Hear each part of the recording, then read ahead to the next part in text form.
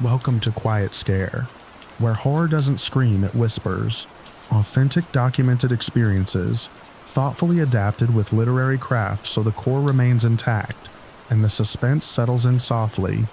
Like and subscribe to support the channel, and tap the bell for new releases.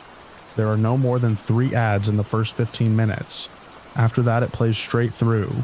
Curated true encounters, elevated into quiet, literary horror for sophisticated listeners.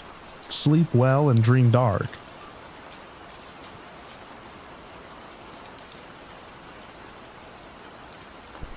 I found the frequency by accident while I was trying to clean up a band that had been bleeding into my late night scans all week. My shack sits behind my house, a narrow room lined with old receivers, coils, and a workbench, scarred by solder burns. I keep odd hours there. Small towns go quiet after 10, and that's when the air opens up. Less interference, less chatter. You start hearing things you're not supposed to. It was just past midnight when the signal cut in. Sharp, narrow, like it had been dialed straight into me. No drift, no static wash, just a voice already mid-sentence. Don't go out there when it starts. I froze with my hand still on the dial. The voice was mine. Not similar, not close. It was exact. The cadence, the slight dryness in the throat, the way I swallow the end of certain words. Hearing it through the speaker made it feel detached, like someone had peeled it off me and pinned it to the air. I didn't speak back. I didn't move. I listened. "There's a storm coming Thursday," the voice said. "You'll think it's nothing. It won't look like anything. But you need to stay inside. Don't go to the shack. Don't try to fix it." That's how it... The transmission snapped off. I waited, counting seconds without meaning to, staring at the receiver like it might explain itself. The dial hadn't shifted. The frequency marker sat on a number I didn't recognize. Something between stations that shouldn't have held anything stable. I checked my logbook. I write everything down. Time, band, conditions. It's a habit from years of chasing distant signals. I wrote the time. I wrote the frequency. Then I wrote one line I didn't fully believe as I put it down. Heard my own voice. I didn't sleep much that night. Every creak in the house sounded like feedback. Every passing car felt like it was carrying something just out of reach. I kept replaying the voice in my head, testing it for differences, for tells that it wasn't really me. There weren't any. The next day, I tried to find the signal again. Daylight is worse for this kind of thing. The bands fill up with noise, commercial broadcasts, CB chatter, junk signals bouncing off everything. I swept the same range for hours and found nothing but the usual bleed and hiss. By afternoon, I started to convince myself I'd tuned into some odd relay, some delayed playback that happened to sound like me because I wanted it to, but that didn't sit right. The phrasing had been too specific. Thursday. The storm. By evening, clouds had already begun to gather low over the hills. Nothing unusual for this time of year, but enough to make me check the forecast. Light rain expected. Nothing severe. I went back to the shack after dinner. The room smelled like dust and warm metal. I powered up the main receiver, let it hum to life, and set the dial as close as I could to where I'd heard the signal before. I waited. For a long time, there was nothing. Then, just as I started to shift in my chair, the frequency snapped into place again. No fade-in, no build-up, just my voice already speaking. If you're hearing this, you already found it again. My chest tightened. I leaned closer without realizing it. You won't believe this at first. I didn't. You're going to try to prove it's not real. That's fine, do that. But listen carefully, don't leave the house Thursday night. The shack, there was a sharp burst of static, like something had cut across the signal. The shack isn't safe, the voice continued, more urgent now. If you go out there when the power dips, you'll... The signal died again, cleaner than any natural dropout. I sat back slowly. The room felt smaller. The hum of the equipment sounded louder, like it was pressing in. Thursday was 2 days away. I spent Wednesday testing everything I could think of. I checked for hidden transmitters in the shack, walked the perimeter of the property, Even drove out past the edge of town to see if the signal would follow me. It didn't. The frequency was dead outside the shack. Back inside, it came alive again just after sunset. "You're going to think you can outsmart this," my voice said. "You'll tell yourself you'll just stay inside, that you won't touch anything. That's not how it happens." I gripped the edge of the desk. "Then how does it happen?" I asked before I could stop myself. There was a pause. For a moment, I thought it hadn't heard me. Then the voice came back, quieter. "You're already part of it." A cold feeling settled in my stomach. "What does that mean?" I said, louder now. No response. The signal had cut again. I didn't write that part down right away. It felt different from the others. Less like a warning, more like a statement. That night, I locked the shack. Thursday came in heavy and gray. The clouds never lifted. By afternoon, the air had that charged stillness that comes before a storm, even if the forecast insists it's nothing serious. I stayed inside. I made a point of it. I kept the windows closed. I unplugged everything in the shack, just in case. I told myself I was being cautious, that I was following the warning exactly. As evening settled, the first drops of rain started. Light, steady, nothing dramatic. I sat in my living room with the lights on, trying to distract myself with a book I wasn't reading. Every so often, I'd glance out toward the shack, its dark outline barely visible through the trees. Around 9, the power flickered, just once, a quick dip, enough to make the light stutter and the refrigerator hum, shift pitch. I held still. It came back immediately, everything normal again. I exhaled slowly, telling myself that was it. Just a minor fluctuation. Then it flickered again. Then this time, it stayed out longer, long enough for the house to fall into a heavy, complete darkness that felt thicker than it should have. I stood up. I don't know why. Maybe it was instinct. Maybe it was the part of me that couldn't leave things alone. I moved to the window and looked out toward the shack. There was a faint light inside it. That didn't make sense. I'd unplugged everything. There shouldn't have been any power running to it at all. The light flickered, weak and uneven, like something struggling to stay on. I remembered the voice. "Don't go to the shack." I stayed at the window for a long moment, watching that dim, pulsing glow. The rain had picked up, tapping against the glass in a steady pattern. The trees shifted slightly in the wind, branches scraping against each other. The light in the shack flickered again, then dimmed further. If something had shorted, it could start a fire. The wiring out there wasn't new. I'd patched it myself more than once. I told myself that was the reason I was thinking about going out there. Not curiosity, not the voice, just caution. The power in the house snapped back on. At the same moment, the light in the shack flared brighter, too bright. I felt a jolt of unease. If something was wrong out there, leaving it alone might be worse. I grabbed a flashlight from the kitchen drawer and stepped toward the back door. I hesitated with my hand on the knob, the memory of the voice pressing in again. "Don't go out there when it starts." "It's already started," I muttered, more to fill the silence than anything else. I opened the door. The rain hit me immediately, cold and heavier than it had looked from inside. The yard was slick, the ground soft under my shoes. The shack stood about 20 yards out, its window glowing with that same unstable light. I moved quickly. Halfway there, the power flickered again behind me, the house lights dimming through the windows. The shack's light surged in response, as if it were feeding off the drop. My grip tightened on the flashlight. I reached the door and pulled it open. The smell hit me first. Ozone and something faintly burnt. The equipment inside was alive. Every dial lit, every unit humming. I hadn't left it like this. The main receiver was on. The dial set exactly to that same narrow frequency, and the speaker was already active. You went anyway." I stopped in the doorway. Rain dripped from my jacket onto the floor. The light inside the shack flickered in uneven pulses, casting sharp shadows across the walls. "I told you not to," the voice continued. My voice, tighter now, strained. I thought when I started, then cut myself off. The receiver crackled. "You always think that," it said. "You think you can adjust one thing and it'll change the rest. But it doesn't work like that."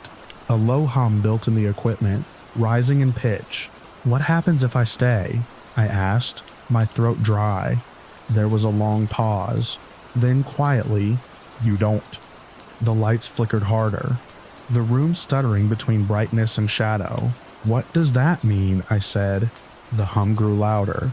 "It means you came out here to stop this," the voice said. "And by coming out here, the power surged."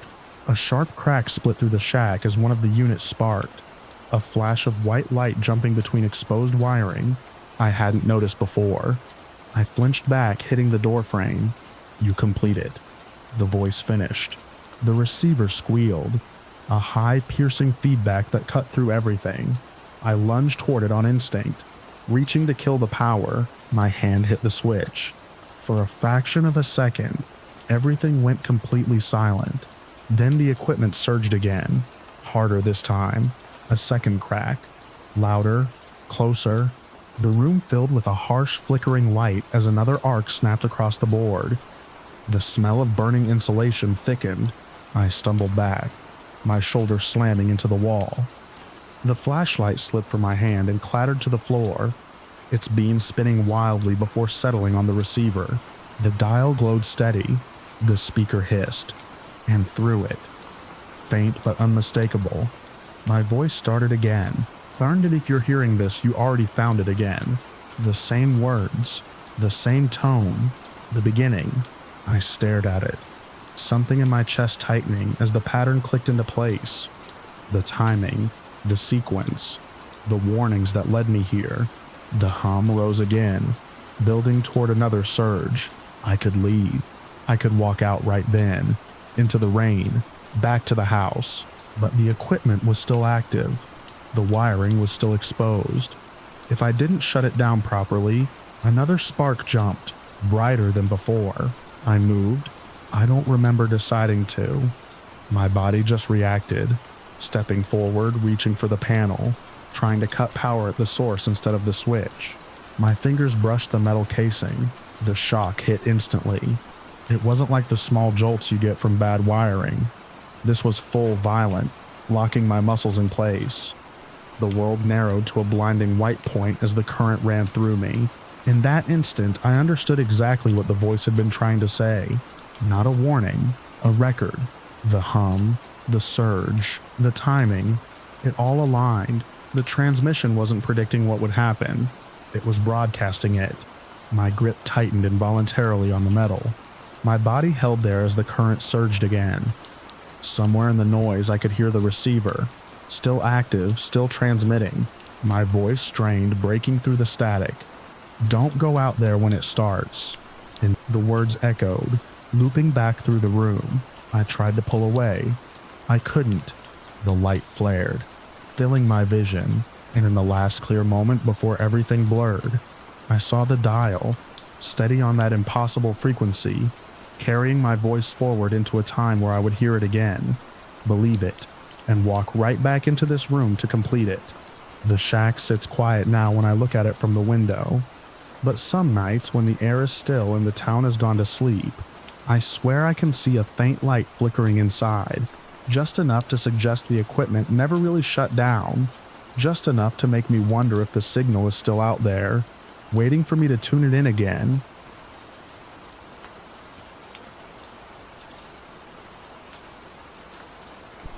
I pulled off the empty highway because the fuel gauge needle had sunk so low it felt like a dare, and the diner appeared where there hadn't been anything for miles. A low building with a sun-faded sign and a gravel lot pressed flat by time. The place looked closed at first glance. No cars, no movement. Just a long window with blinds stuck halfway, and a bell on the door that caught the light. I remember thinking the air felt wrong, like it had been sitting still too long. Heat pressed down over the desert plain without wind to move it. I went in anyway. The bell rang when I pushed the door, a clean, bright sound that didn't match the rest of the place. Inside, it smelled like coffee that had been burned and replaced so many times the scent had layered into the walls. A counter ran along the right side, stools bolted to the floor, A few booths lined the windows. There were people inside. That surprised me more than anything. A woman stood behind the counter, wiping the same spot with a cloth that didn't look wet. Two men sat at the far end, shoulders angled toward each other. A family of three occupied a booth near the middle, their plates half full, their movements slow but not unnatural. Everyone looked up when I came in. Then, almost all at once, they spoke. "Seat yourself wherever you like." It came out in different voices but the same words, like a chorus that had practiced too long. I paused just inside the door, hand still on it, trying to place the tone. It wasn't welcoming. It wasn't hostile. It was flat, like a recording. I let the door close. The bell settled. No one said anything else. I took a seat at the counter because it felt easier than walking between them. The stool was warm, as if someone had just gotten up. The woman behind the counter turned toward me and reached for a menu without looking at it, like she knew exactly where it would be. "Coffee?" she asked. Her voice this time was normal, not part of the chorus. Just a question. "Yeah," I said. She poured it from a metal pot into a thick mug and set it in front of me. The coffee was dark and smelled better up close than it had from the door. I wrapped my hands around it and tried to shake off the sense that I'd stepped into something rehearsed. One of the men at the end of the counter laughed at something the other said, but I hadn't heard the setup. The family in the booth leaned toward each other, heads closed. The woman wiped the same spot again. It settled into a rhythm quickly. Ordinary if you didn't think too hard about it. I drank half the coffee before the bell rang again. No one had entered.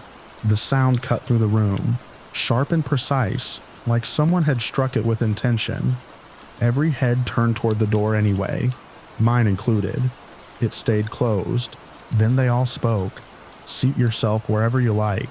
Same words, same timing, same strange chorus. I felt it before I understood it. A tightening in my chest that had nothing to do with fear and everything to do with recognition.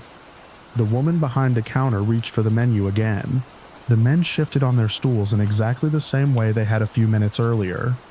The family leaned in, resetting into their previous positions. The coffee in my hand was still warm. I watched it happen. The woman set the menu in front of me like she hadn't already done it. "Coffee?" she asked, the same way, the same tone. I stopped myself. She waited, expression unchanged. "Yeah," I said. She poured again. The mug filled to the same level it had been before. I glanced down at the one already in front of me, but there was only one mug now. I didn't remember finishing the first. The men at the end of the counter laughed again. Same cadence, same slight lean forward. The family resumed their quiet conversation. The cloth moved over the same spot. I watched the clock on the wall above the pass-through window. It ticked forward. 1 minute, 2, 3, nothing else changed.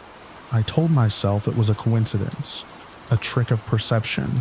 People repeat themselves. Small places run on habits. Maybe I'd missed the earlier version and was just catching up now. Then the bell rang again. No one entered. The room reset. "Seat yourself wherever you like." The words landed heavier this time. I didn't respond. I just watched. The woman reached for the menu. The men shifted. The family leaned. The same sequence. The same timing. 5 minutes, I realized. Not exact to the second, but close enough that my body started to anticipate it. The bell marked the reset. Everything between was a loop. I stood up. The stool scraped against the floor louder than it should have. No one reacted outside the pattern. I walked to the door and pushed it open. The bell rang. For a second, I thought I'd broken it, that I'd forced the sound instead of waiting for it, that I'd stepped outside whatever was happening. Then the air outside hit me, hot and still, and I saw the lot. It was empty, same as before. Same angle of light, same absence of movement. I stepped out fully, letting the door swing closed behind me. The bell rang again as it settled, and then from inside, faint through the glass, "Seat yourself wherever you like." I turned back immediately and pulled the door open. The room had reset. I was standing just inside the threshold again, hand on the door. as if I'd never left. The people looked up. The chorus hit. Seat yourself wherever you like. The coffee smell wrapped around me. The clock read the same time it had the first time I noticed it. I let go of the door slowly.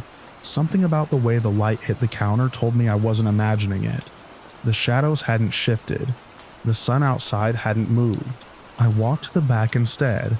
There was a narrow hallway past the counter that led to restrooms and presumably a back exit. The woman didn't stop me. No one did. Their movements continued in that practice loop. The hallway felt colder. The air had a different weight, like it had been sealed off from the main room. The floor tiles were cracked in a way that didn't match the front. I found the back door at the end. Metal, with a push bar. I pressed it. It didn't budge. I pushed harder. The bar depressed, but the door held fast, like it had been welded into the frame. I stepped back and tried again with more force. Nothing. The bell rang. I heard it through the wall. Muffled but clear enough. The reset. I stayed where I was. For a moment, nothing happened. Then I heard it. Faint at first, and then clearer as if the walls themselves were carrying it. Seat yourself wherever you like. The words echoed down the hallway, not spoken directly to me, but still reaching me. I turned and went back to the main room. Everything had reset again. I was standing just inside the hallway entrance this time, not the front door. The people were in their places. The woman wiped the counter. The men leaned. The family spoke in low tones. I moved faster now, crossing the room in a few steps and grabbing the edge of the counter. "What is this?" I asked. The woman looked up at me. Her expression didn't change, but her eyes did something I couldn't place, like they were trying to track two things at once. "Coffee," she said. "No," I said. "Listen to me." She waited. Behind me, one of the men laughed on cue. The family leaned in. The clock ticked.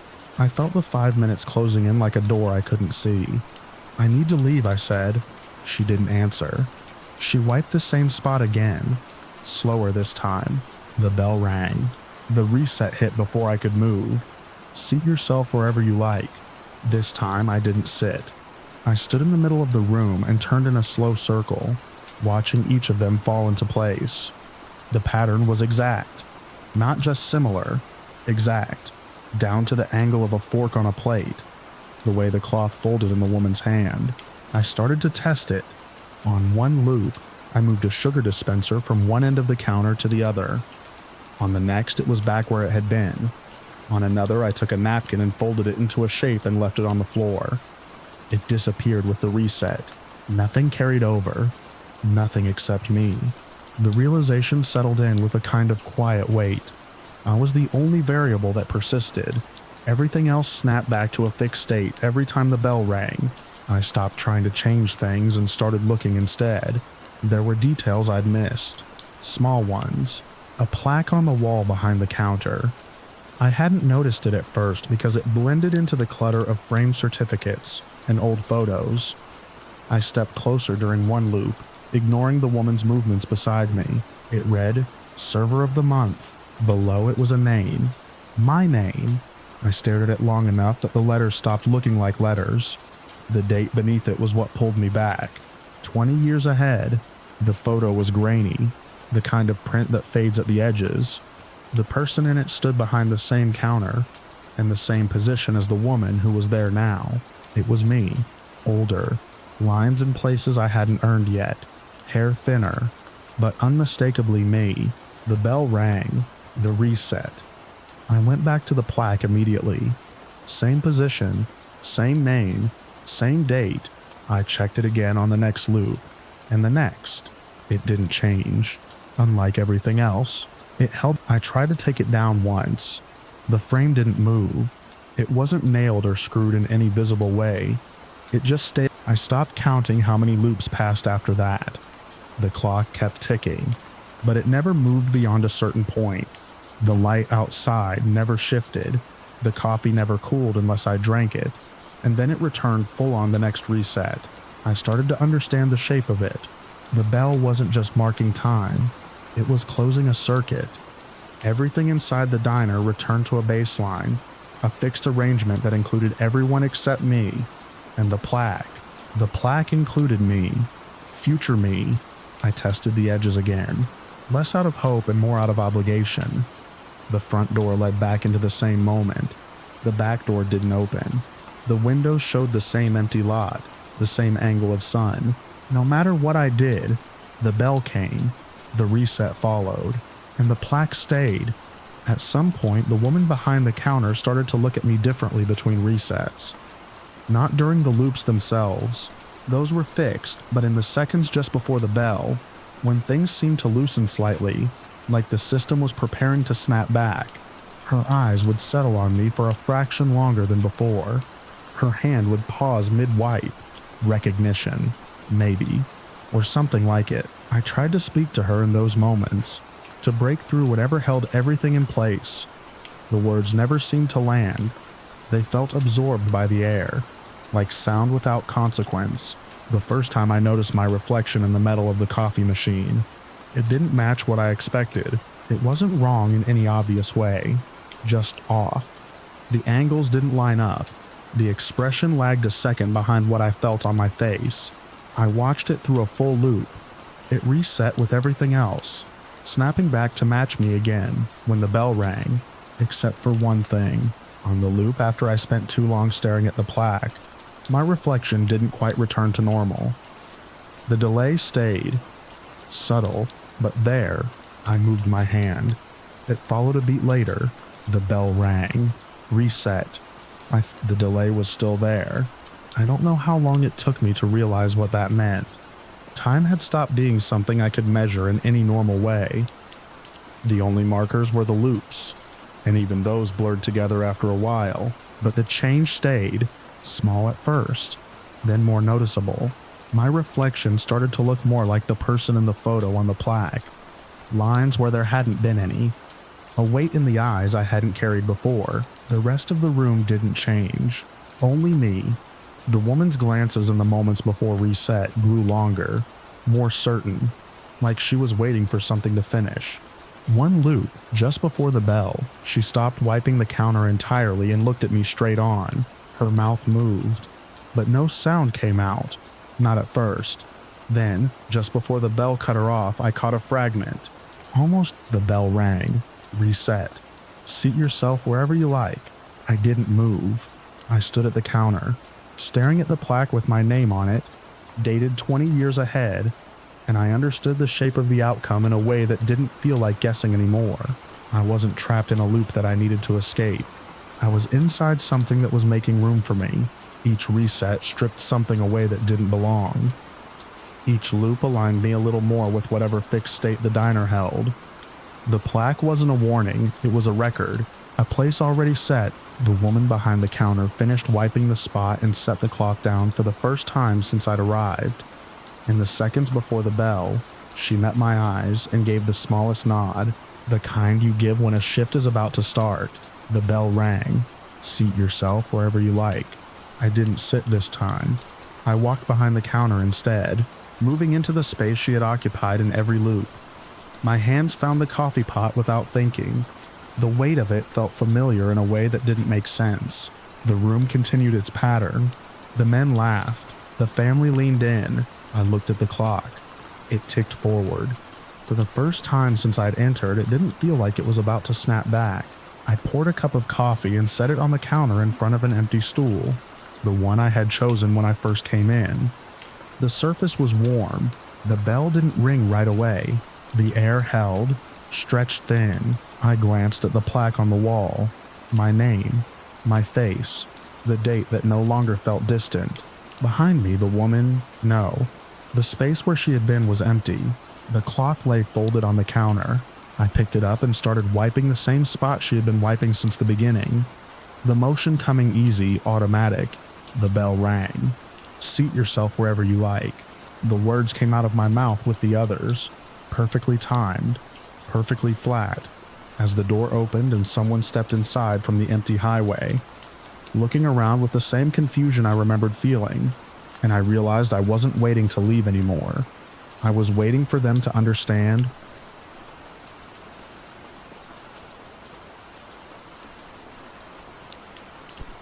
I noticed the hallway camera first because the timestamp skipped.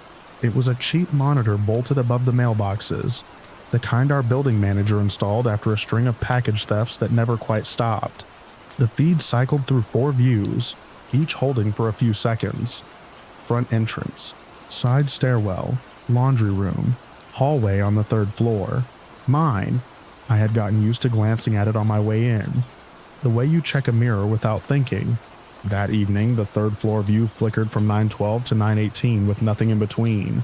At first I assumed it was just another glitch. The building was full of them.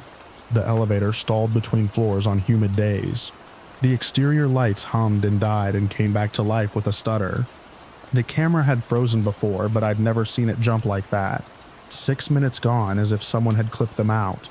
I stood there longer than I needed to, grocery bag biting into my fingers, watching the loop come around again.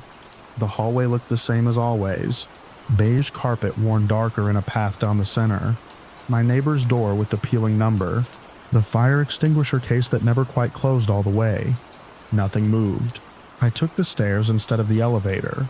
Not because of the camera, but because I'd already decided to get more steps in that week. That's what I told myself as I pushed through the heavy door and climbed. The stairwell smelled like dust and old paint. My footsteps echoed up the concrete. On the 3rd floor, the door opened with a soft thud. The hallway was quiet. No TVs, no music, no muffled conversations through thin walls. It felt later than it was. Her door was across from mine. And apartment 3B, Leah. I didn't know her well. We had the kind of neighbor relationship that stays polite and distant. A few shared packages left by mistake. A quick hello if we crossed paths at the mailboxes. Once when the power went out during a storm, we'd stood in the hallway with our phone flashlights, comparing how long the outage might last. She had laughed then, a small steady sound that made the dark feel less close. Her door was closed when I passed it. Nothing unusual. I unlocked mine, stepped inside, and set the groceries on the counter. I remember the exact moment I heard the sound. A single, sharp knock. Not on my door, on hers. It carried through the wall that separated our units. A hollow, deliberate tap. Then nothing. I stood still, listening. The refrigerator hummed. A car passed outside, tires hissing on the wet street. No footsteps, no voices, no second knock. I told myself it was just someone stopping by. Maybe a friend, maybe a delivery. I unpacked my groceries, rinsed a glass, filled it with water. Ordinary things, done slower than usual. A minute passed. Maybe 2. Then I heard it again. Funny thing, I just stealth worked out my rig. Another knock. Same place. Same measured force. I walked to my door without thinking and opened it. The hallway was empty. Leah's door was still closed. No one stood in front of it. No one walking away down the corridor. The stairwell door at the end was shut. I stepped out. The carpet soft under my socks. The air felt cooler than inside my apartment, carrying that faint chemical smell from the cleaning solution the manager used on Mondays. I waited, expecting to hear movement from inside 3B. A voice asking who was there. Footsteps approaching the door. The click of a lock. Nothing came. I told myself I must have misheard the direction. Sound does that sometimes in these buildings. Travels along pipes and through vents. It could have been from below or above. I went back inside and closed my door. A few seconds later, there was a sound that wasn't a knock. It was softer. A dull impact like something set down too quickly, or something dropped. Then silence again. I didn't open my door that time. I stood in the middle of my kitchen, glass still in my hand, and waited for any sign of normal life to resume on the other side of the wall. A TV turning on, water running, music, anything. There was nothing. I wish I could say I did something then. Knocked on her door, checked if she was okay, but I didn't. It felt like overstepping, like inserting myself into something that wasn't my business. We were neighbors, not friends. That's how it works in places like that. You keep to yourself unless there's a reason not to. I told myself there wasn't a reason. I ate dinner. I watched a show. I tried not to listen for sounds through the wall. Around 10:30, I checked the hallway camera again on my way down to throw out the trash. The third floor feed came up. 9, 12, a still hallway. Then it jumped. The same hallway. The same hallway. No one entering. No one leaving. No sign of the knocks I'd heard. No figure at her door. I stared at the screen long enough that the other views cycled twice. When I went back upstairs, her door looked exactly the same as before. Closed. Quiet. I slept badly that night. The kind of sleep where you wake up without knowing why, and lie there, listening. Each time I strained for any sound from the other side of the wall. Each time there was nothing. In the morning I noticed her mail. It was a single envelope, slipped halfway under her door. I hadn't seen it the night before. The corner stuck out into the hallway, bent slightly where someone must have pushed it in. I stepped over it on my way out. It was still there when I came back that evening. That was the first time I felt something settle in my chest that didn't go away. Leah was the kind of person who checked her mail. I knew that much. I'd seen her pick things up from the floor before, tucking them under her arm as she unlocked her door. I stood there for a moment, keys in my hand, looking at the envelope. I told myself she might be out. She might have left early, not noticed it. People miss things. I unlocked my door, went inside and closed it. An hour later, I opened it again.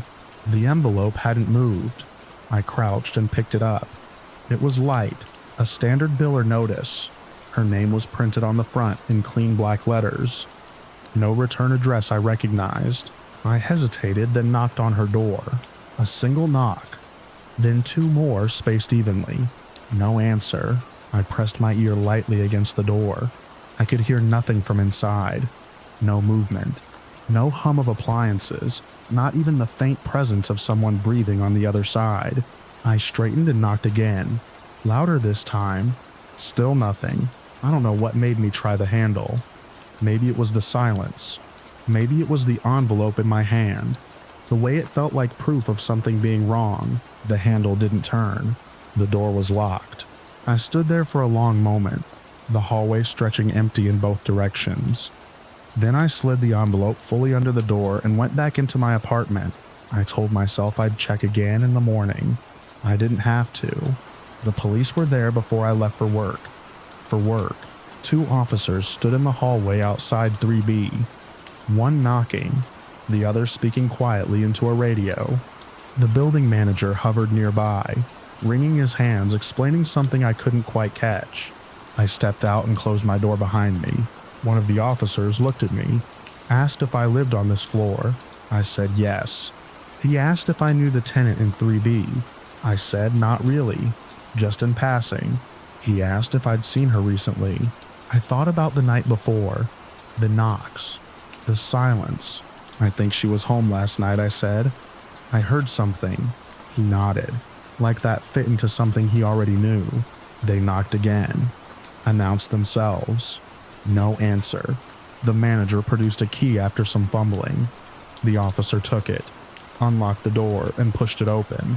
I didn't mean to look, but I did. Her apartment was neat. That was my first impression. Everything in place, couch aligned with the coffee table, a blanket folded over the arm, a pair of shoes by the door, no signs of a struggle, no overturned furniture, no broken glass, just absence. They stepped inside. One of them called her name. No response. I stayed in the hallway, close enough to hear, far enough to feel like I wasn't intruding. The second officer moved through the apartment, checking rooms, opening doors. His footsteps were soft on the carpet. After a minute, he came back. Clear, he said. The word sounded wrong in that space. Clear of what? The officer in the doorway turned to the manager, asked when anyone had last seen her, asked if she had family, a job, a schedule. The manager didn't know much. People come and go, he said. They keep to themselves. I stood there, feeling like I should say something more, that I should mention the camera, the time skip, the knocks. But it sounded thin in my head, like something that wouldn't hold up under questions. so I stayed quiet. They took notes. They made calls. More people arrived. A woman in plain clothes who moved through the apartment with careful attention, looking at things without touching them. I left for work late. The scene still unfolding behind me by the time I came back. The hallway was empty again. Her door was closed. A strip of tape crossed the frame. The building felt different after that. Quieter.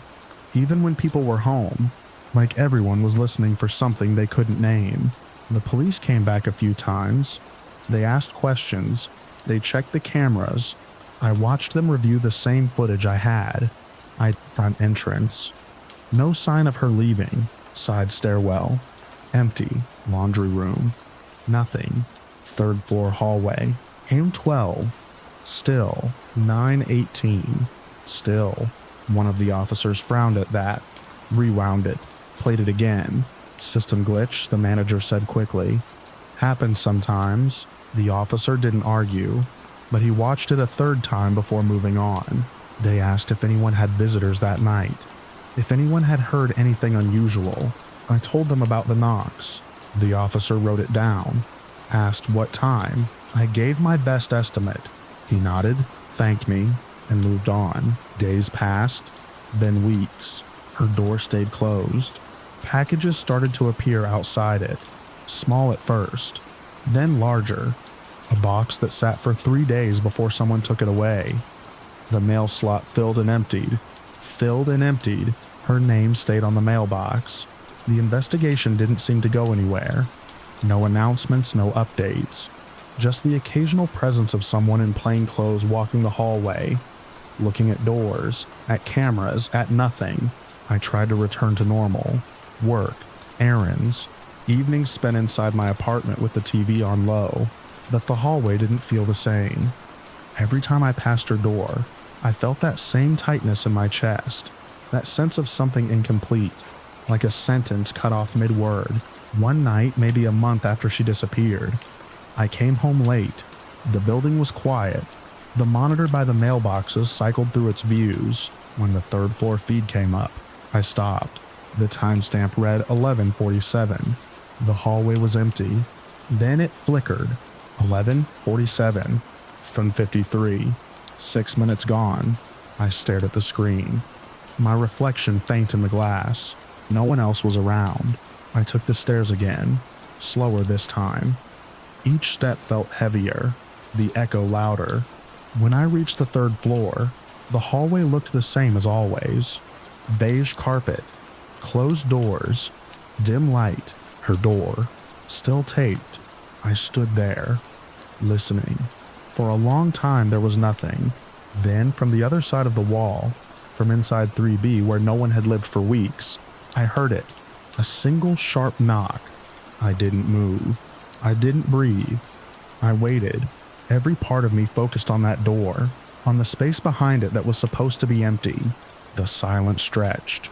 Then came the second sound, softer. A dull impact like something set down too quickly, or something dropped. My hand moved before I could think, reaching for the knob of my own door, stepping back, putting distance between myself and that sound. I went inside and closed it. I locked it. I stood there in the dark, listening through the wall. There was nothing else. In the morning, the tape on her door was still intact. No sign anyone had entered. No sign anyone had left. The camera footage from that night showed the same gap. 11:47, 11:53. Empty hallway. No one at her door. No one knocking. No one dropping anything on the floor inside a sealed apartment. The police came back after I reported it. They checked the tape. They opened the door again. Everything inside was exactly as it had been the first time. Neat, undisturbed. Still, they asked me if I was sure about what I heard. I said yes. They wrote it down. They didn't find anything. After that, I stopped looking at the camera. I started using the elevator again, even when it stalled. I kept my TV louder at night. I told myself it was over, that whatever had happened was contained in that one moment, that one gap in the footage, that one night. But sometimes when the building is quiet and the air feels a little too still, I think about those missing minutes, about a person who vanished from a locked apartment without a trace, about a hallway that shows nothing when something had to have happened, and about the fact that, even now, there are nights when I wake up without knowing why, lie there in the dark and wait for the sound to come through the wall again.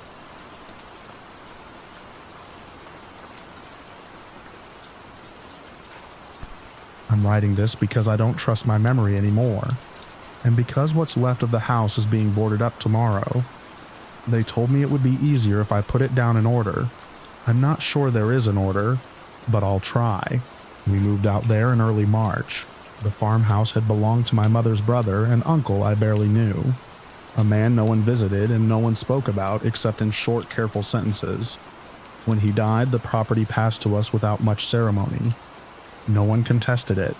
That should have been the first warning. The house sat alone, miles off the nearest paved road, surrounded by dead fields that hadn't been worked in years. The soil looked gray, like ash had been mixed into it. There were no neighboring lights at night, no sounds except wind, and sometimes, something like shifting wood far off in the dark. It needed work. That's what I told my family. That's what I believed. I'm the one who insisted we go. At first, it felt like any other difficult move. We cleaned, repaired, and tried to make the place livable. The floors sloped in strange directions. Doors wouldn't close unless you lifted them slightly. The walls had been patched over again and again, layers of mismatched plaster like scars. My wife stopped unpacking after the first week. She said the house felt unfinished, like it was still being built around us. I told her it was just old. Houses settle, wood warps, things shift, but she wouldn't sleep in the bedroom we chose. Said the closet door opened on its own. I checked it myself. Loose hinge, uneven frame. I fixed it. The next night she slept on the couch anyway. Our kids adapted differently. My son got quiet. He spent hours staring out the back window at the empty fields, tracing patterns in the condensation with his finger. When I asked what he was doing, he said he was following the lines. What lines? I asked. He pointed outward. The ones under the ground. I thought it was imagination. Kids latch on to strange ideas in new places. My daughter, on the other hand, wouldn't stop talking, but not to us. She whispered into corners, laughed at things no one said. Once I heard her in the hallway at night saying, "No, that's not where it goes anymore." I asked who she was talking to. She said, "The house." That's when the argument started. It wasn't sudden. It built slowly, like pressure in something sealed too tight. My wife accused me of ignoring obvious problems. I accused her of feeding the kids' fears. Every conversation circled back to leaving, but leaving meant admitting I was wrong. I'd dragged them out there. I'd convinced them this would fix things. Space. Quiet. A fresh start. I couldn't let it collapse after a few weeks of discomfort and imagination, so I doubled down. I started working on the house more aggressively, tearing out sections of wall that looked warped, reinforcing beams that didn't need it, pulling up floorboards to check the foundation. That's when I noticed the changes. At first I thought I was misremembering the layout. A hallway seemed longer than it had been. A door opened into a room that felt slightly too narrow, angles that didn't line up. I told myself it was perspective, stress, the kind of thing that happens when you stare at imperfections too long. But then I found a doorway I didn't remember building. It was in the back room, behind a section of wall I'd sworn was solid the day before. The wood around it was older than the rest, darker, worn smooth in places like it had been used for years. Inside was a narrow passage, barely wide enough to turn around in. I didn't tell anyone about it. Instead, I started measuring. Every morning I'd take notes. Lengths of rooms, positions of walls, distances between doors. By evening, something would be off, not dramatically, inches, sometimes less, but consistently wrong. The house wasn't just settling, it was rearranging. My wife stopped speaking to me except when necessary. Not out of anger, something quieter, heavier. Like she'd already decided I wasn't fully there anymore. One night she said, "You're making it worse." I asked what she meant. She looked at the walls. Not at me. It was slow before. I told her that made no sense. She didn't argue. She just nodded, like she expected that answer. The kids changed faster after that. My son started mapping the house on paper. Not how it was, but how he said it should be. His drawings didn't match reality, but he insisted they were more accurate than what we saw. My daughter began moving things. Furniture mostly. Chairs angled toward walls. Tables pushed into corners. She said she was helping it fit. I'd wake up and find rooms arranged in ways I didn't recognize. At some point, I stopped trying to fix it. Instead, I joined in. That's the part I don't know how to explain without sounding like I've lost my mind completely. It felt logical at the time. The house wasn't wrong. We were. Every time we tried to force it into a stable shape, something pushed back. Doors jammed. Walls cracked. The air itself felt tight, like it resisted straight lines and right angles. But when we adjusted furniture, opened spaces, closed others, it eased. I could feel it. We stopped calling it the house after that. We didn't call it anything at all. Neighbors, if you can call people miles away neighbors, started showing up less, then not at all. Deliveries stopped reaching us. Our phones barely held signal. It didn't matter. We had everything we needed inside. Time stopped behaving normally. Days blurred. Nights stretched. Sometimes I'd be certain only hours had passed, only to find the sun setting again. We stopped marking dates. Communication broke down next. Not suddenly, just unnecessary. We understood each other without speaking, or thought we did. My wife would move something, and I'd know why. My son would redraw part of his map, and I'd feel the shift before seeing it. My daughter would laugh, and we'd all turn toward the same corner. We were in sync. Until we weren't. The first real break came when I tried to close off the narrow passage again. I don't know why. Maybe some part of me remembered it wasn't supposed to be there. I boarded it up overnight. By morning, the boards were gone. Not removed, gone. No nails, no wood, nothing. In their place, the opening was wider. My wife wouldn't look at me after that. "You don't get to decide anymore," she said. That was the last full sentence she spoke to me. After that, things accelerated. Rooms overlapped, hallways looped. I'd walk from the kitchen to the living room and pass through spaces I didn't recognize, only to arrive where I intended, as if nothing had changed. The kids stopped sleeping. Or maybe I did. It's hard to separate. The final night, or what I think was the final night, the house felt complete. That's the only word I have for it. Everything aligned. The angles made sense in a way they never had before. The air was still. No creaking, no shifting. Just a quiet that felt like it had weight. We all gathered in the center room, the one that used to be the living room. Though it was shaped differently by then, no one said anything. We just stood there, waiting. For what? I don't know. I remember my daughter smiling. I remember my son holding his map, finally still. I remember my wife reaching for my hand, and for a moment, I thought everything had settled, that whatever we'd been adjusting toward had finally accepted us. Then the walls moved. Not slowly, not like before. They folded. That's the only way I can describe it. Like the structure collapsed inward, but without breaking.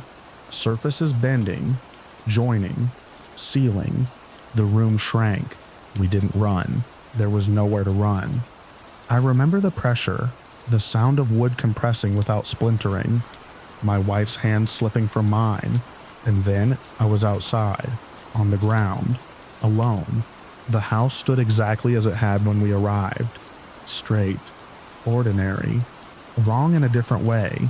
No extra passages, no shifting walls, just an old broken farmhouse in an empty field. They found me there 2 days later. First responders searched the house. Every room, every inch. They said there were signs of extensive interior modifications. Walls partially torn down. Floors removed and replaced. Structural beams altered in ways that made no sense for stability. All done by us. There was no trace of my wife or children. No hidden spaces. No collapsed sections. No evidence they'd ever been anywhere but inside that house. They think I killed them. Maybe they're right, because when I try to remember their faces now, I can only see the shape of the rooms where they used to stand. And sometimes when I close my eyes, I can still feel the house adjusting around me, making space. I'd always think a lash of thing to more. Making space, it's like it's waiting for me to come back and finish what we started.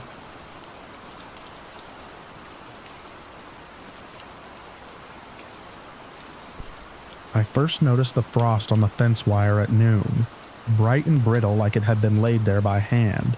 Each barb rimmed in white while the grass around it baked flat and yellow under a hard July sun. I had driven up from town to check the north boundary where the old service road cuts into the timber. The county kept a sign there, half rotted, warning about unstable ground and advising hikers to stay on marked paths. People still went in. They always had. My job wasn't to stop them, not really. It was to keep a record of who went in and who came back out. The wire shouldn't have been cold. I pressed a knuckle against it and felt a clean bite, like touching the inside of a freezer. The air itself wasn't cold. It was the same dry heat that lifts dust off your boots and sticks it to your throat. But the frost held, unmelted, beating the metal with tiny crystals that caught the light. I followed the fence line until it dipped into the trees. The shade came fast and thick, swallowing the road noise behind me. About 20 yards in, the temperature dropped enough that my breath showed for a moment, then faded again when I stepped back. It was a boundary you could cross in a single stride, summer to something else and back again. We had a name for the place, though it wasn't on any official map. People in town called it the Basin. On paper, it was a shallow depression over an old fault line, surveyed a dozen times since the late 1800s. The reports all said the same thing in different words. Unusual readings, localized effects, no clear hazard. The county filed them and moved on. The disappearances were filed too. I keep copies in a metal drawer at the station. Names going back more than a century, written in different inks, different hands. A hunter in 1912 who walked in after a wounded deer and never came back. 2 surveyors in the 1930s who set up instruments at the edge and were last seen arguing about their compass headings. A family in the 1970s whose car was found parked neatly by the road, keys still in the ignition. A picnic cooler sweating in the back seat. In recent years, hikers mostly. People who liked to go where the trail thinned out and the map got less certain. I signed in that morning, like I always did, even though no one else was on shift. Time, weather, purpose, boundary check. Unusual frost noted. I stepped over the wire. The ground inside the basin wasn't frozen. It looked like any other patch of forest floor, needles and dirt and low scrub. But there were veins of ice running through it, pale seams that surfaced and sank again, like something trying to push up from below. I knelt and brushed one clear. It was solid. Not just frost, a strip of true ice an inch thick. I could see trapped air bubbles inside, elongated as if they'd been stretched. My compass hung on a lanyard around my neck. I flipped it open out of habit. The needle drifted, hesitated, then swung past north and kept going, slow and steady like it had found a new direction to follow. I tapped the glass. It didn't settle. We'd lost equipment in there before. Radios that filled with static and then went dead. GPS units that froze on coordinates that didn't exist on any map. Once a team had strung a line of bright tape from the road inward, marking their path. The tape was found later, but not where it should have been. It formed a loose circle, as if they'd walked around and around without realizing it. I moved carefully, keeping the fence in sight behind me. The light filtered through the canopy in thin angled beams. In some of them you could see fine crystals drifting. Not dust, not pollen. They moved slowly, settling on leaves without melting. About 50 yards in, the ground dipped. The basin wasn't deep, but it was enough that the trees grew closer together, their roots twisting over each other in a way that made walking uneven. I marked my path with small orange flags from my pocket, tying them low on branches. It was a habit I'd picked up after my second week on the job, when I realized how easy it would be to lose the road behind you if you didn't keep a line. There was a boot print ahead of me, pressed into a patch of soft earth where the ice had melted or never formed.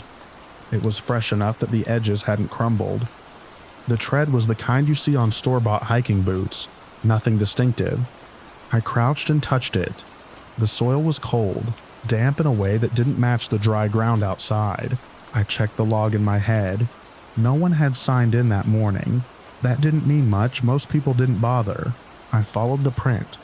It led downhill, weaving between the trees, sometimes clear, sometimes fading where the ground hardened. Every so often I'd see a second print overlapping the first, like the person had doubled back a step or shifted their weight. It made the path hard to read.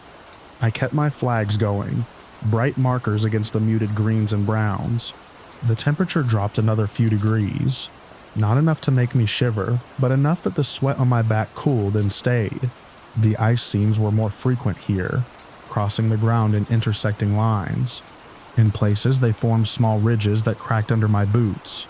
With a sound like breaking glass, my radio crackled. I hadn't heard anything on it since I entered the trees. I lifted it to my mouth and called in, stating my position relative to the road, the observed anomaly, the possible presence of another person. My voice sounded flat, absorbed by the space around me. There was no reply, just a thin hiss that rose and fell. I tried the compass again. The needle spun faster now, not in a smooth circle but in small jittering jumps, as if it were being tugged in multiple directions at once. The boot print stopped at the edge of a shallow clearing. The ground there was different. The ice had broken through fully, forming a wide patch that reflected the canopy above in a distorted, wavering way.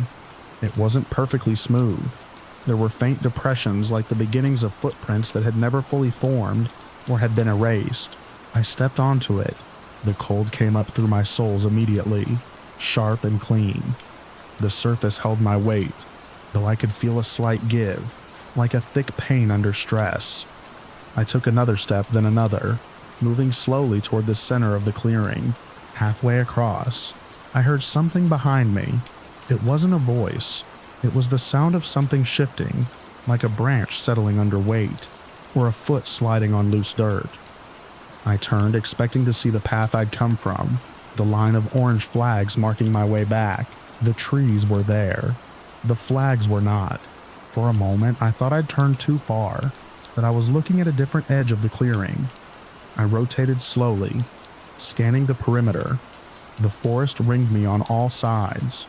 Uniform, no break where the fence line should have been visible through the trunks. I took a step back toward where I thought I'd entered. The ice creaked underfoot, a low stress sound that made me pause. I adjusted my path, aiming for a cluster of trees that looked familiar. A split trunk I was sure I'd passed. As I walked, I noticed the reflections in the ice. They didn't match what was above me, where the canopy overhead showed summer leaves, full and green. The surface under my feet held something else. The shapes were the same, but the color was wrong, drained, edged with white as if touched by frost. The light was different too, flatter, like a sky overcast with something thick. I stopped and looked straight down. My own reflection stared back, but it lagged a fraction of a second behind my movements. When I lifted my hand, the reflection lifted its hand just after. The delay subtle but unmistakable. I stepped off the ice. The ground beyond was softer than I expected, my boot sinking slightly. I turned to look back at the clearing. From this side it looked smaller, the edges closer, the ice darker. The trees around me were closer too. I moved toward the split trunk. It took longer to reach than it should have. The distance stretched in a way that didn't match my steps. When I finally got there, I saw that it wasn't the same tree. The split was deeper, the bark lighter, and there was no flag tied to it. I checked my watch. The second hand ticked forward, steady. The minute hand had moved more than I expected. I couldn't account for the gap. I called out. A simple shout, not a name. The sound went out and didn't come back. No echo, no rustle in response. The air had that same layered feeling as before. Warm at face level, colder near the ground. My breath showed again, then disappeared. I started marking my path again. tying flags at regular intervals, making sure each one was visible from the next. I chose a direction and kept to it, adjusting only to avoid the densest clusters of roots. After a few minutes, I saw a flash of orange ahead. Relief came fast and sharp. I moved toward it, already planning the route back, the report I'd file, the way I'd mark this as a restricted area until we could get a team in with better equipment. The flag was one of mine. It was tied at a height I didn't use, higher on the branch, the knot different. The fabric was damp, rimmed with a thin line of ice. I looked around for the next marker. There was another, a few yards off, then another beyond that. They formed a line, but it curved in a way that didn't match the direction I'd been walking. I followed them anyway. They led me back to the clearing. The ice looked the same. The reflections did not. Now when I looked down, I saw movement that didn't correspond to anything above. Shapes passing through the reflected trees, slow and indistinct, like figures seen through heavy glass. I couldn't make out details, just the suggestion of motion, of something crossing from one side of the clearing to the other. I stepped onto the ice again, more carefully this time.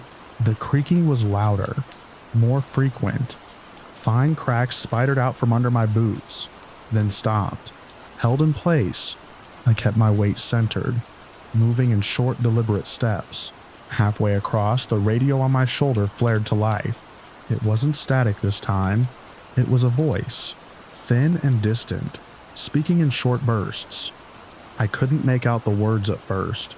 I adjusted the volume, held it closer. My own name came through, stretched and warped. I answered without thinking, stating my position, asking for a repeat. The response overlapped my words, out of sync, like a recording played back at the wrong speed. I caught fragments, coordinates that didn't match any grid I knew, a description of the clearing that was close but off in small, unsettling ways. The voice cut out abruptly. The silence that followed was complete. I reached the center of the clearing and stopped. The air there was colder than anywhere else, enough that my fingers stiffened around the radio. The surface under my boots felt thinner, more responsive to my weight. I could see deeper into it now. Layers of trapped air and something else. Darker bands that ran beneath the clear sections. I crouched, lowering my hand to the ice. The cold was immediate and intense, seeping into my skin. I held it there, watching the reflection. My hand in the ice hesitated, then moved, not matching my own. It pressed flat against the underside. Fingers splayed, as if it were on the other side of a barrier. I pulled back. The reflection didn't. For a fraction of a second it remained where it was, hand pressed to the surface, before snapping back into alignment. The ice beneath my boots gave a sharp cracking sound. I stood quickly, shifting my weight, looking for the edge of the clearing. The trees seemed farther away again, the distance stretching as I tried to focus on a specific point. Another crack, louder. A line split the surface in front of me, jagged and bright. It didn't widen, it just existed. A break that hadn't been there before. I moved toward what I thought was the nearest edge. The ground didn't come any closer. The reflections moved. This time there was no mistaking it. Shapes passed beneath me, more defined now, like people walking just out of sight, their forms distorted by the layers between us. One paused directly below, looking up. I couldn't see a face, just a darker shape where one should have been. The radio crackled again. My name clear this time, spoken in my own voice. I didn't answer. I kept moving, choosing a direction and committing to it, ignoring the way the space seemed to resist, to stretch. The cracks in the ice spread, branching out, but they didn't break through. They just marked the surface, a map of stress. The cold climbed higher, into my legs, my chest.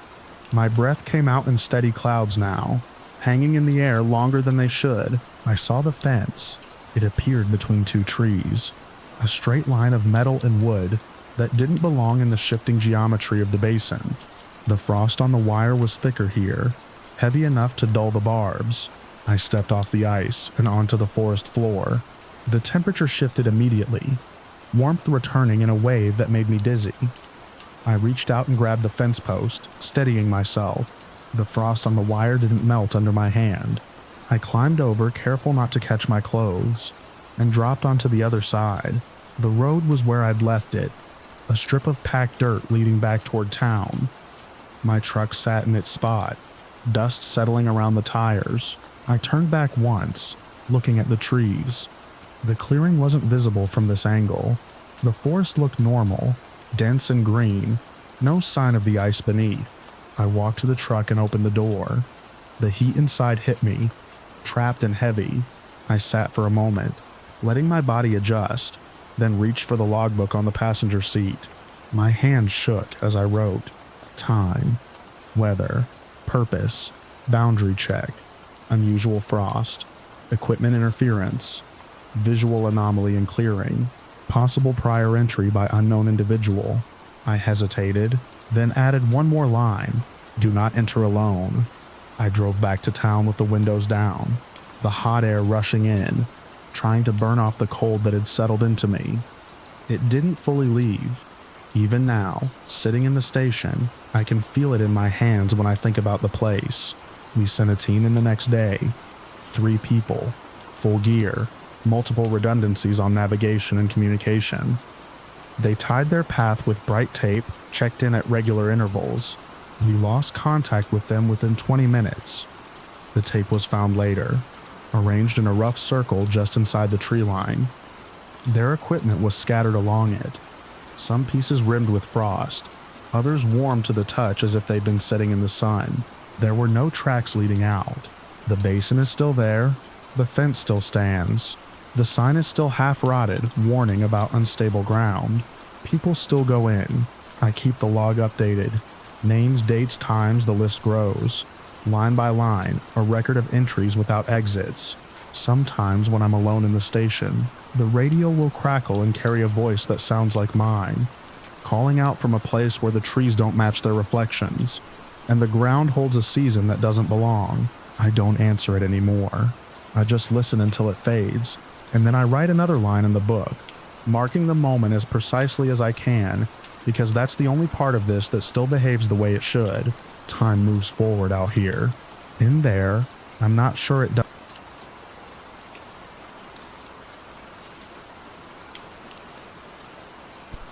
I arrived in the valley just after dawn, the kind of pale, diluted light that flattens everything into something older than it is. The road dipped between low fields stitched with frost, and the farmhouse I had come to see stood alone at the far edge, its boards gray and furred with age. I parked beside a collapsed fence and cut the engine. The quiet pressed in immediately, thick and watchful, as if the place had been holding its breath for 100 years, and didn't intend to let it go for me. My work had brought me there, though. Work feels too formal for what had become a fixation.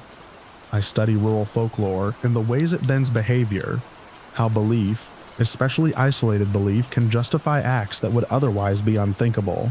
The case tied to this property had been a footnote in a county archive, a homicide from 1926, committed by a farmer against his own brother. The official record called it a dispute over land.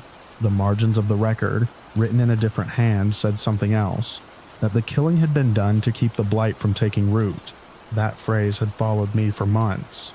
The valley still farmed the same crops, corn in the lower fields, alfalfa where the ground rose, and the same family still held most of the land. I had already spoken to a few of them in town the night before. They were polite in the way people are when they've learned not to be impolite and careful with their words. When I mentioned the 1926 case, they corrected me without correcting me. It wasn't a case. It was something that happened. It wasn't murder. It was what needed doing. And the farmhouse I stood in front of now, they said, was best left alone. I let myself in through a door that hung crooked on one hinge. The air inside was colder than outside, as if the house held its own weather. Dust lay thick across the floorboards, undisturbed except for a narrow path that ran from the entry to the back of the house. I noticed that immediately. It wasn't recent. No crisp edges, no footprints I could read, but it wasn't as settled as the rest. Something had moved through here, not often, but not never. I told myself it was rodents. or the occasional curious trespasser, the main room was bare, except for a long table shoved against the wall and a rusted stove. The windows were clouded with age, letting in a thin, colorless light. I set my bag down and took out my camera and recorder. Habit anchored me. Documentation first, interpretation later. Property of the Hale family, I said quietly into the recorder. Site of the 1926 homicide attributed to Elias Hale. Victim Thomas Hale, brother. Alleged motive and marginal notes. Preventive action against blight. My voice sounded wrong in the room. Too present. I moved toward the back, following the faint path in the dust. It led to a narrow hallway and then to a door that had been closed more recently than the others. The dust on its surface had been disturbed, a smear where a hand might have pushed it open. I hesitated there longer than I needed to. Not from fear, I told myself, but from a professional instinct to observe before acting. The smear was at shoulder height. Broad adult. I opened the door. The room beyond had once been a bedroom. A metal bed frame leaned against one wall, its mattress long gone. The floorboards were darker here, stained unevenly in a pattern that didn't align with any piece of furniture. I crouched and ran my fingers lightly across the wood. The stain had sunk deep. Age had dulled it, but not erased it. The record had not specified where in the house the killing occurred. I took photographs from several angles, careful to capture the stain's spread and the way it seemed to pool toward the center of the room. When I stood again, I noticed something else, a small hatch set into the floor near the far wall. It was the kind that leads to a root cellar or crawl space. Its edges were cleaner than the surrounding boards. I knelt again and lifted it. The smell came first. Not rot, not exactly, something dry and mineral, like turned earth that had been sealed away. A narrow set of steps descended into darkness. I angled my flashlight down and saw packed dirt walls reinforced with old timber. The marginal notes from the archive mentioned ritual preparation, though they never defined it. I went down. The space below was low enough that I had to duck. The beam of my flashlight cut a narrow tunnel of visibility, catching on the rough walls and the uneven floor. There were marks down here, grooves in the dirt, shallow and parallel, as if something had been dragged repeatedly from one end of the cellar to the other, at the far end. The beam found a crate. It was wooden, reinforced with metal bands, and unlike anything else in the house, it looked maintained. Not new, but not abandoned either. The wood was oiled, the metal free of rust. I felt a brief irrational relief at the sight of something cared for. It suggested continuity. It suggested that whatever had happened here hadn't simply been left to decay. I set my recorder on the ground and spoke again, keeping my tone even. Subfloor space accessible via hatch and rear bedroom. Evidence of repeated use. Presence of container. Likely storage. Conditions suggest ongoing maintenance. My hand hovered over the crate's lid. I expected tools, maybe preserved food, something practical that would explain the cellar's upkeep. What I found instead were objects that felt arranged rather than stored. Bundles of dried plants, tied with twine, and labeled in a handwriting that matched the marginal notes from the archive. Flat stones etched with simple symbols, lines and circles, nothing elaborate. A small cloth pouch that rattled faintly when I lifted it, and beneath these, wrapped in a yellowed sheet, something heavier. I unwrapped it slowly. It was a blade. Not large, not ornate. A farm knife, the kind used for cutting feed or dressing animals. The metal was worn but clean, the edge recently honed.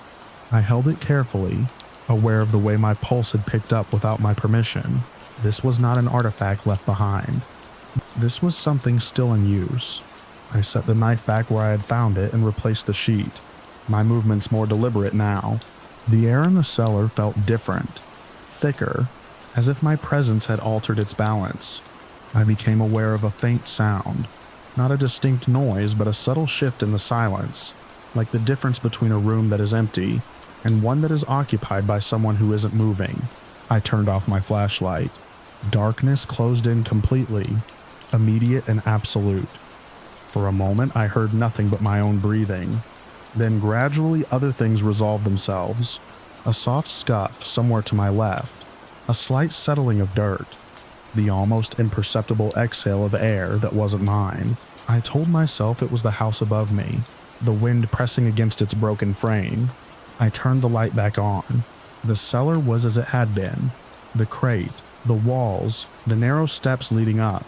Nothing moved, but the grooves in the dirt, those shallow drag marks seemed more pronounced now, as if the light had deepened them. I went back upstairs faster than I intended to. In the bedroom, the light had shifted. The window let in a stronger gray now, the day advancing. I stood there for a moment, orienting myself, letting the ordinary shapes of the room reassert their meaning. Bed frame, wall, door, the stain on the floor. It looked different, not larger, not changed in any measurable way.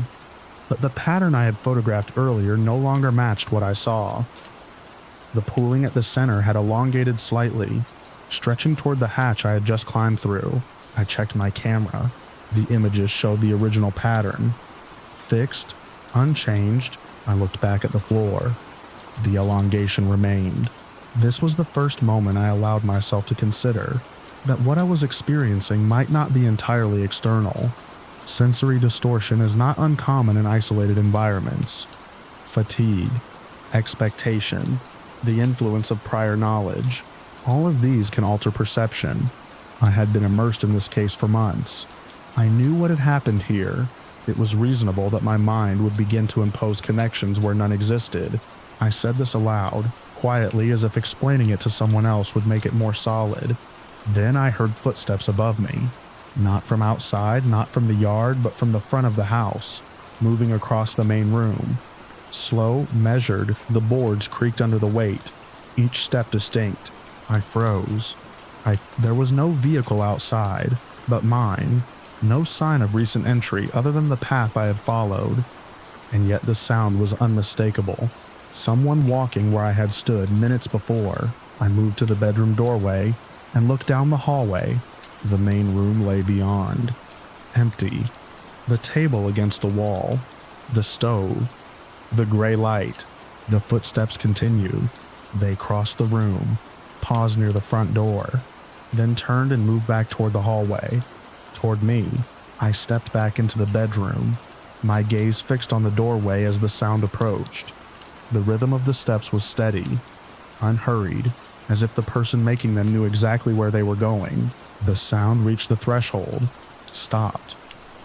For a long moment, nothing happened. Then slowly, the door I had left open began to close.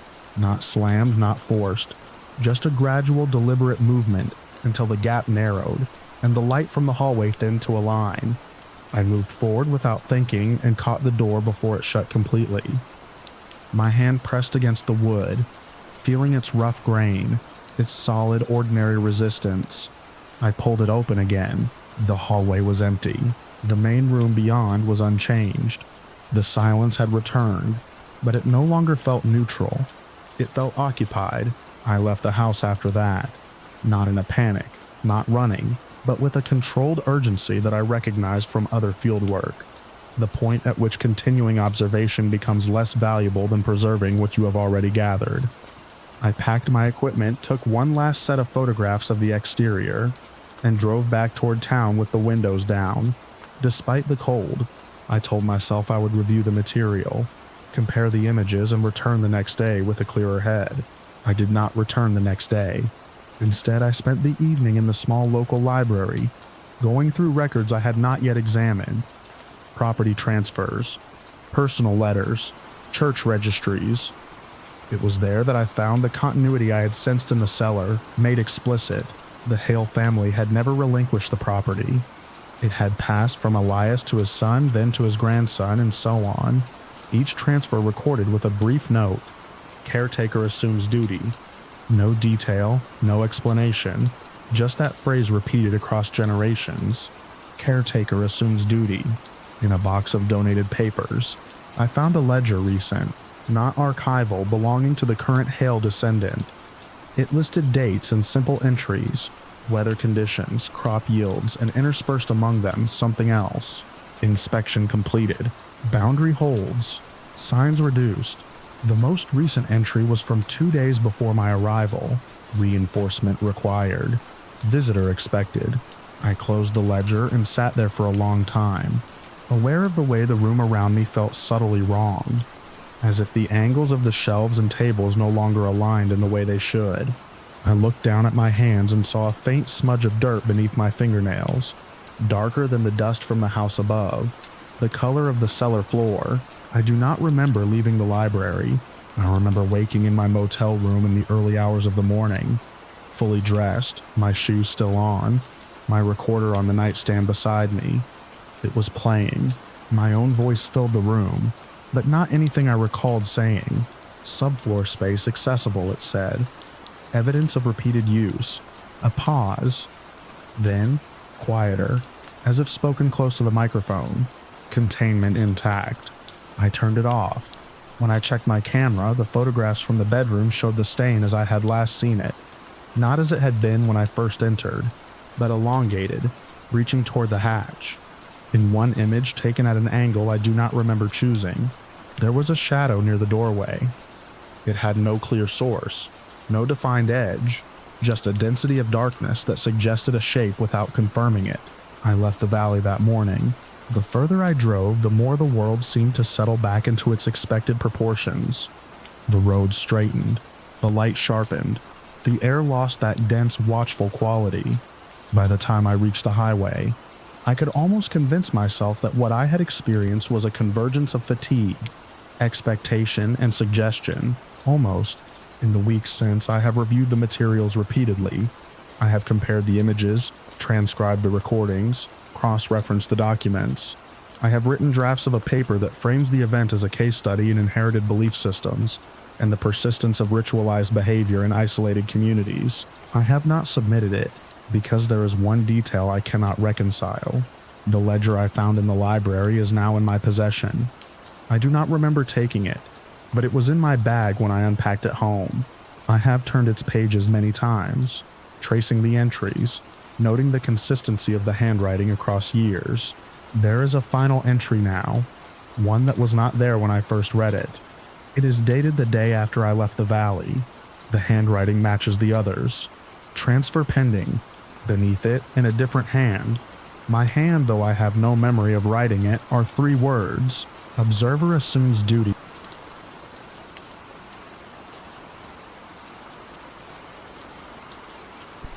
I first noticed the pattern because I couldn't sleep, and because my bedroom window faces directly into Carl Hensley's backyard. It was late, the kind of late where the streetlights hum louder than anything else, and the houses sit like sealed boxes. I'd gotten up for water and paused when I saw movement through the blinds.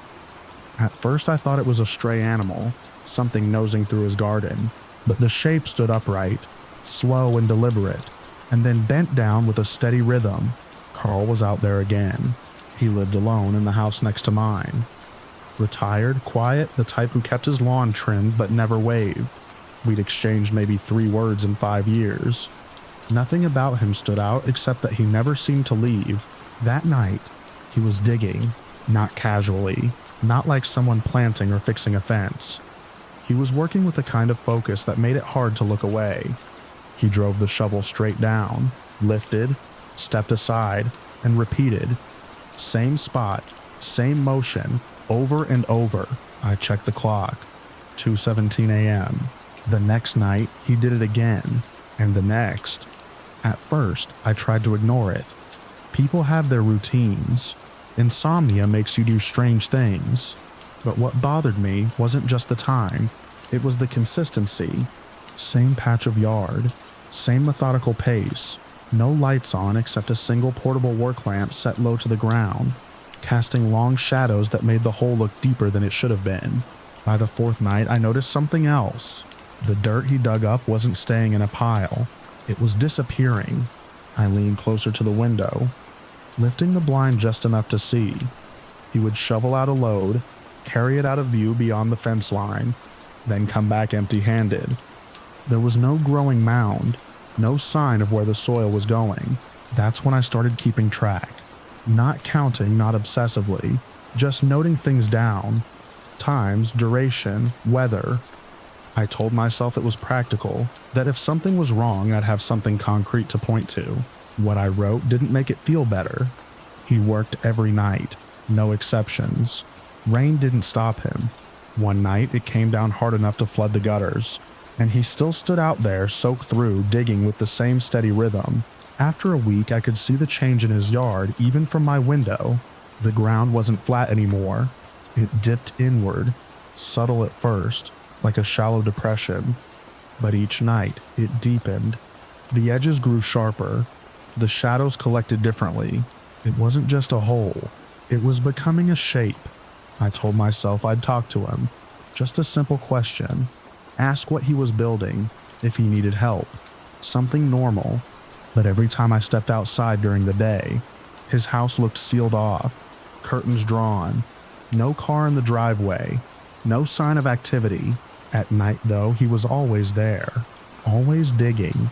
The 8th night, I stepped into my backyard. I didn't go far, just onto the grass, enough to see over the fence without the distortion of glass. The air was cold and still, carrying the dull scrape of metal into dirt. He didn't acknowledge me, not even a glance. Up close, the hole was worse than I expected. It wasn't wide like a pit. It was narrow and long, stretching away from where he stood, like a trench. The sides were clean, almost vertical, as if he'd been carving into something more stable than loose soil. He paused, leaned on the shovel, and looked down into it. I followed his gaze. I couldn't see the bottom. The light didn't reach it. I straightened, turned, and walked past me without a word, carrying another load of dirt into the darkness beyond his yard. I waited until he was out of sight, then stepped closer. The edge felt wrong under my feet, too firm. I crouched and pressed my hand to the ground. It wasn't just packed soil. It felt compacted, like layers had been compressed over time. I lay flat and leaned over the edge. The trench angled downward at a steep incline, disappearing into black. The air rising from it was cooler than the night around me, carrying a faint, dry smell like old concrete or dust. Behind me, I heard the scrape of the shovel again. I stood up too fast, heart jumping, and backed away without looking at him. I went inside and locked the door. The next morning, I called the police. I kept it simple. Told them my neighbor was digging a large trench at night, that it looked unsafe, that I was concerned about property lines and potential collapse. The officer who came out didn't seem interested. He stood at the fence, hands on his belt, and glanced over for maybe 5 seconds. "Looks like landscaping," he said. "At 3 in the morning?" He shrugged. "People work odd hours. It's not normal," I said. "It's deep. Dangerous even." He nodded like he was listening, but his eyes had already drifted back toward his car. "If it crosses into your property, give us a call. Otherwise, it's his yard." "That's it? That's it." He left without knocking on Carl's door. That night, Carl dug again.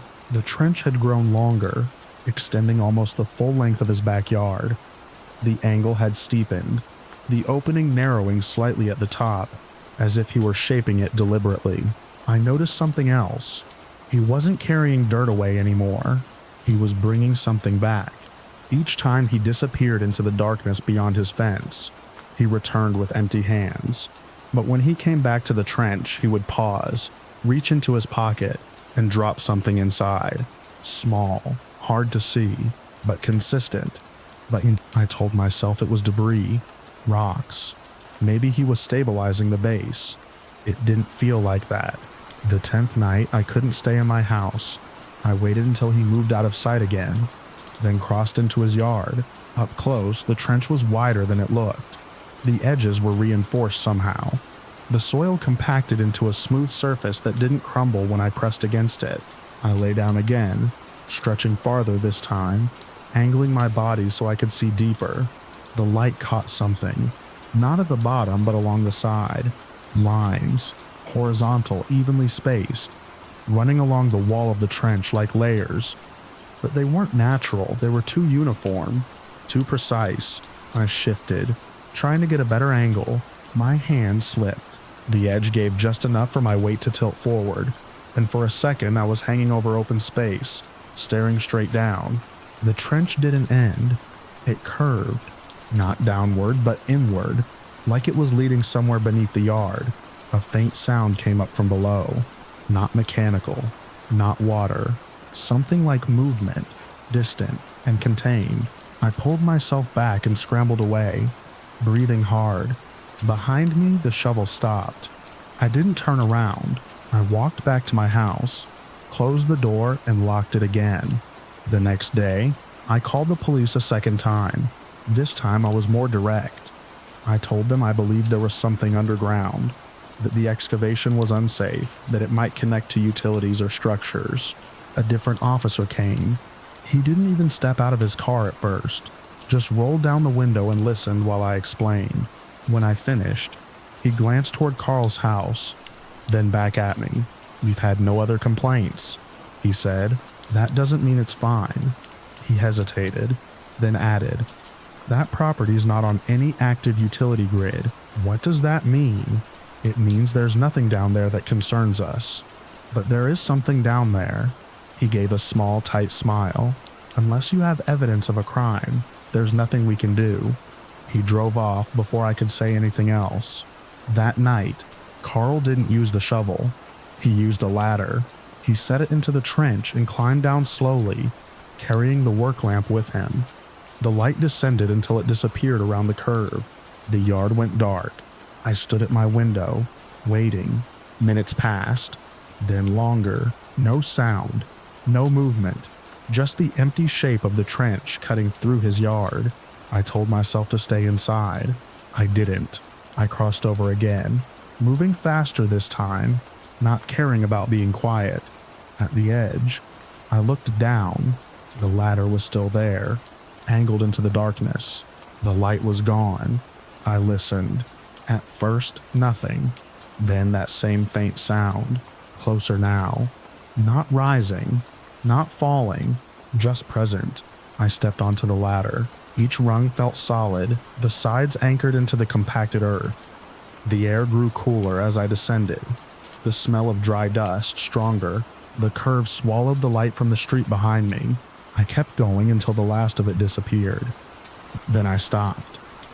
The trench leveled out into a narrow passage, just tall enough to crouch in. The walls were smooth, those same horizontal lines running along both sides. I reached out and touched one. It wasn't soil, it was something harder, layered, pressed. Deliberate. The sound came again, right ahead of me. I took one step forward, then another. The passage bent slightly, just enough to block my view of what was ahead. I leaned around the corner and froze. The space opened up into a chamber beneath the yard. Not large, but structured. The same layered material formed the walls, the floor, even the ceiling. Everything was uniform, precise, as if it had been shaped long before Carl ever started digging. In the center, the ground had been cleared, and Carl was standing there. He wasn't digging anymore. He was placing something into the floor, small objects one by one into shallow impressions that lined the surface. He didn't look up. He didn't react. He just continued, methodical, focused, like he had been in the yard. I stepped back without thinking. My foot hit the ladder, and it shifted slightly. The sound echoed. Carl stopped. Slowly, he turned his head. Even in the dim light, I could see his expression clearly. Not surprise, not anger, recognition, like he had been expecting me. I didn't wait. I climbed the ladder as fast as I could, hands slipping against the rungs, breath coming too fast to control. The cold air followed me up, clinging to my skin. When I reached the top, I pulled myself out and ran. I didn't look back. I didn't stop until I was inside my house with the door locked and every light on. The next morning, I went outside. The yard was empty. No ladder. No trench. The ground was flat again. Not filled in, not disturbed. Flat. Like nothing had ever been there. I stood at the fence for a long time, trying to find any sign of it. A line in the grass. A difference in color. Anything. There was nothing. Carl's house looked the same as always. Curtains drawn, no movement. I called the police again. They didn't send anyone this time. That night, I stayed awake, watching, waiting. At 2:17, the light came back on in his yard. Carl stepped outside, carrying the shovel. He walked to the exact same spot and started digging again.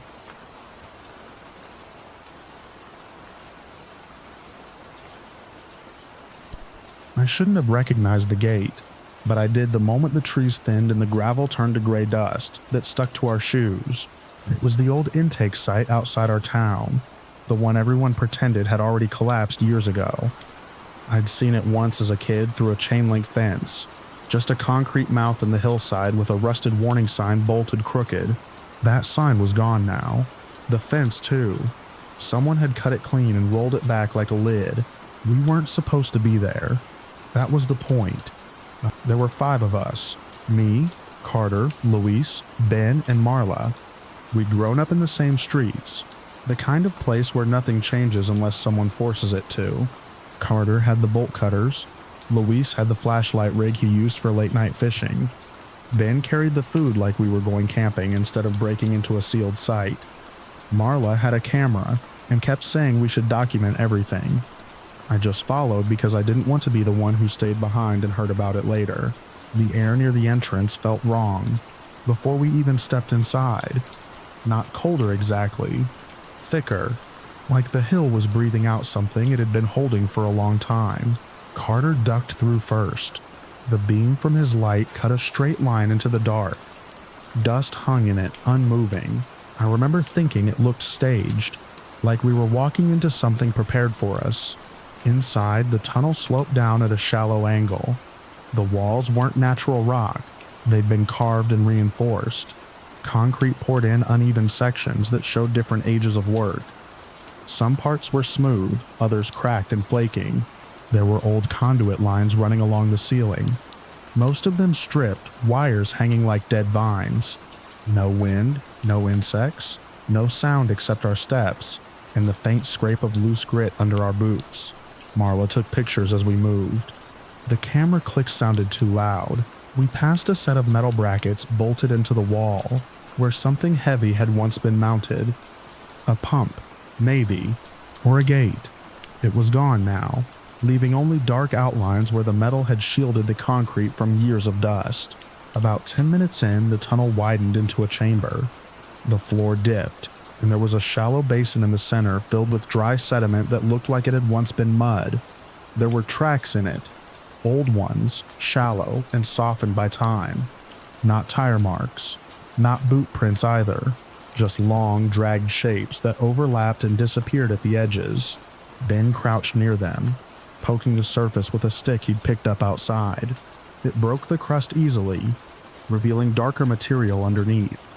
Something moved through here, he said, not looking at us. Luis swung his light across the far wall. There was another passage, narrower, reinforced with newer concrete. The edges were sharper, cleaner. Someone had worked on it more recently than the rest. That's not from back in the day, he said. Carter didn't hesitate. He headed for the newer passage like that was the reason we'd come. I remember hesitating at the threshold. The air shifted again there. Not a breeze, just a pressure change, like stepping deeper underwater. We went in anyway. The new tunnel angled slightly to the right, then leveled out. The walls here had markings, chalk or paint, hard to tell. Lines, arrows, numbers that didn't form any clear pattern.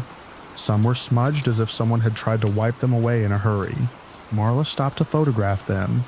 Her flash lit the corridor in sharp bursts, freezing everything for a split second. In those flashes, the tunnel looked shorter than it should have been. Like the dark ahead was closer than the light could reach. We kept moving. Time stretched in a way that didn't match our pace. It felt like we'd been walking for an hour. But when I checked my phone, only 20 minutes had passed. No signal, just the time glowing back at me. The first real change came with Luis. He was walking just ahead of me, his light steady when he stopped without warning. Not a stumble, not a pause, just a complete stop, like something had switched him off. "Louise," I said. He didn't answer. Carter turned, annoyed at first, then quieter when he saw Louise standing there, facing the wall. Not looking at anything specific, just there. "What are you doing?" Carter asked. Louise tilted his head slightly, like he was listening to something on the other side of the concrete. Then, he said, very calmly, "We shouldn't go back." It wasn't what he said, it was how he said it. Flat, certain, like he'd already tried and knew the outcome.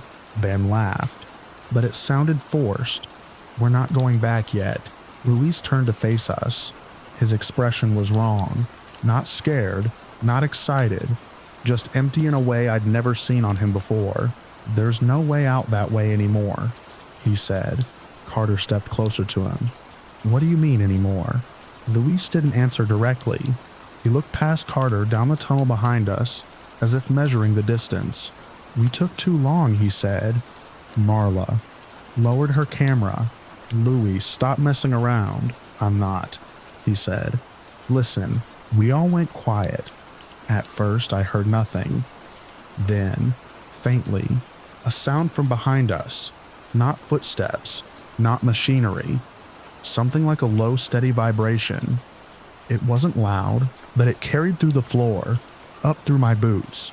Carter swore under his breath and pushed past Louise, heading back the way we'd come. The rest of us followed, with Louise bringing up the rear. The tunnel felt longer going back.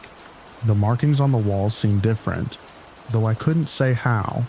Some arrows pointed the opposite direction now. Some numbers were missing entirely. The vibration grew stronger. When we reached the chamber with the basin, Carter slowed, then stopped. The entrance we'd come through was gone. Not collapsed, not blocked by debris, just sealed.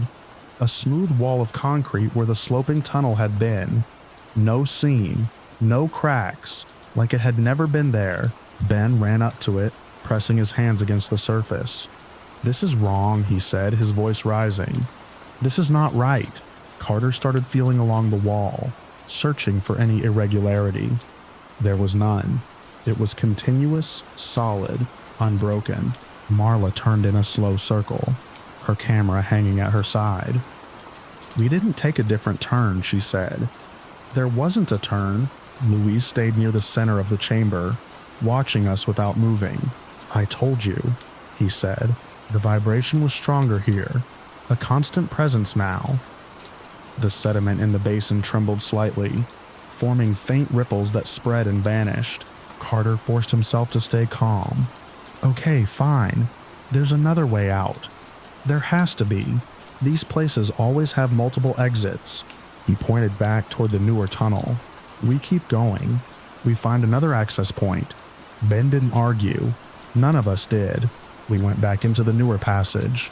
It felt narrower than before. The walls closer, the ceiling lower, though I couldn't remember if it had actually changed or if it was just the pressure building in my head. We walked for what felt like hours. The tunnel branched once, then again. Each split was marked with those same arrows and numbers, but they didn't make sense. Some pointed into walls. Some led to dead ends that hadn't been there on the way in. At one junction, Marla stopped. "There were only 2 paths here," she said. I took pictures. There were 2. Now there were 3. Carter chose the middle without hesitation. The vibration turned into a sound we could hear now, a low hum that rose and fell in uneven intervals. It reminded me of something mechanical, trying to start up and failing, over and over. Then started talking to himself, quiet at first, then louder. Not sentences, just fragments, directions, distances, things that didn't connect. Marla stopped taking pictures. I kept checking my phone, watching the minutes tick by, in a way that didn't match how long we felt like we'd been down there. Luis walked at the back again. At some point I realized we were passing the same markings more than once. A specific set of numbers scratched deeper than the rest. A smear of dark residue on the wall at shoulder height. A broken piece of conduit hanging at an angle. We were looping. Carter noticed it too. He didn't say it out loud, but I saw it in the way he started marking the walls with his knife. cutting small deliberate slashes into the concrete. We passed one of his marks again. Less than 10 minutes later, "That's not possible," Ben said. No one corrected him. The first person we lost was Marla. It happened in a section where the tunnel narrowed enough that we had to walk single file. Carter in front. Then me, then Ben, then Marla, with Luis at the back. The hum was loud there. Close. Like it was just behind the walls. I heard Marla's steps stop. I turned, expecting to see her crouching for a photo or adjusting her camera. She wasn't there. The space behind Ben was empty.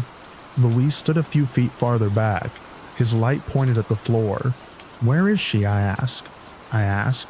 Ben spun around, nearly losing his footing. "She was right here." Luis didn't move. "There's no side passage," Carter said from the front, his voice tight. "There's nowhere for her to go. We called her name. Once. Twice." The sound didn't travel far. It felt like the tunnel absorbed it. No answer. On the wall where Marla had been walking, there was a fresh mark, not one of Carter's cuts. Something smoother, like a long scrape, as if something had brushed along the surface with enough force to leave a faint line. Ben pressed himself against the opposite wall, breathing hard. "We need to get out," he said. Carter didn't argue anymore. We kept moving. Time broke apart after that. The tunnel shifted in ways I couldn't track. Turns led back to themselves. Straight paths bent without warning. The markings on the walls multiplied, then thinned out, then appeared in places we hadn't been. The hum never stopped. Ben was next. He started walking ahead of Carter at some point, like he couldn't stand being in the middle anymore. He moved faster than the rest of us, his light swinging wildly. "Slow down," Carter called. Ben didn't. He reached a bend in the tunnel and disappeared around it. We followed seconds later. The corridor beyond was straight, empty. No side passages, no places to hide. Ben was gone. Carter stood there for a long moment, staring down the length of the tunnel like he expected Ben to reappear if he waited long enough. "He can't just vanish," he said, more to himself than to us. Luis stepped past me. "He didn't," he said. "He just went where we can't follow." Carter grabbed him by the front of his shirt. "What does that mean?" Luis met his gaze without reacting. "It means it's working," he said. Carter let go of him like he'd been burned. We kept moving because there was nothing else to do. At some point, the tunnel opened into another chamber, larger than the first. The floor here was solid concrete, marked with painted lines that formed a grid. Most of the paint had worn away, but enough remained to see the pattern. In the center of the room was a structure, low, rectangular, made of the same concrete as the walls, but smoother. Newer, there was an opening on one side just large enough to crawl through. The hum was strongest there. Carter approached it slowly. "This is it," he said. "This is whatever they built." Luis stayed back. "We're not supposed to leave," he said. "We're supposed to finish it." Carter ignored him. He crouched near the opening, shining his light inside. I moved closer, just enough to see over his shoulder. The interior wasn't empty. It wasn't filled with anything I could name either. Just a space that didn't reflect the light correctly. The beam from Carter's flashlight bent slightly as it entered, like the air inside was denser. "How deep does it go?" I asked. Carter didn't answer. He leaned in a little farther. The light flickered. For a moment, I thought I saw movement inside. Not something distinct. Just a shift, like a shadow adjusting to make room. Carter inhaled sharply. Then he started to climb in. I grabbed his arm. "Don't." He looked back at me. His expression stretched thin. "This is the only way," he said. Luis took a step forward. "It only works if you choose it," he said. Carter pulled free from my grip. He went inside. The hum dropped in pitch, then rose again, louder than before. I backed away from the structure, my ears ringing. "Carter," I called. No answer. The light he carried dimmed, then vanished entirely. I turned to Luis. He was watching the opening with that same empty calm. "You knew," I said. He nodded. "It changes you," he said, "or it takes you. Either way, you don't come back the same." "Why are you still here?" I asked. He looked at me, and for a second, something like recognition flickered in his eyes. "Because there has to be one left to understand it," he said. The hum surged, filling the chamber until it felt like it was inside my head. The painted grid on the floor seemed to shift under my feet, the lines bending toward the structure in the center. Louis stepped back toward the tunnel we'd come from. "You can still walk," he said. "For a while. Is there an exit?" I asked. He didn't answer. I didn't go into the structure. I chose the tunnel. I walked for what felt like days. The hum followed me, sometimes close, sometimes distant. The walls changed. The markings faded. The air thinned, then thickened again. At some point, the tunnel sloped upward. Light appeared ahead. Real light, not from a flashlight. I stumbled out into open air just before dawn. The hillside looked different. The trees were wrong, thinner, younger. There was no gate, no fence, no sign that anything had ever been there. I went back later with people from town, with equipment, with maps. We found nothing, just solid ground where the entrance should have been. No one believed me. Not fully. Luis never came out. Sometimes when it's quiet, I feel that same vibration under my feet. Faint but steady, like something deep below is still running, and I can't shake the feeling that it's not trapping people anymore, but that it's waiting for them to come back on their own.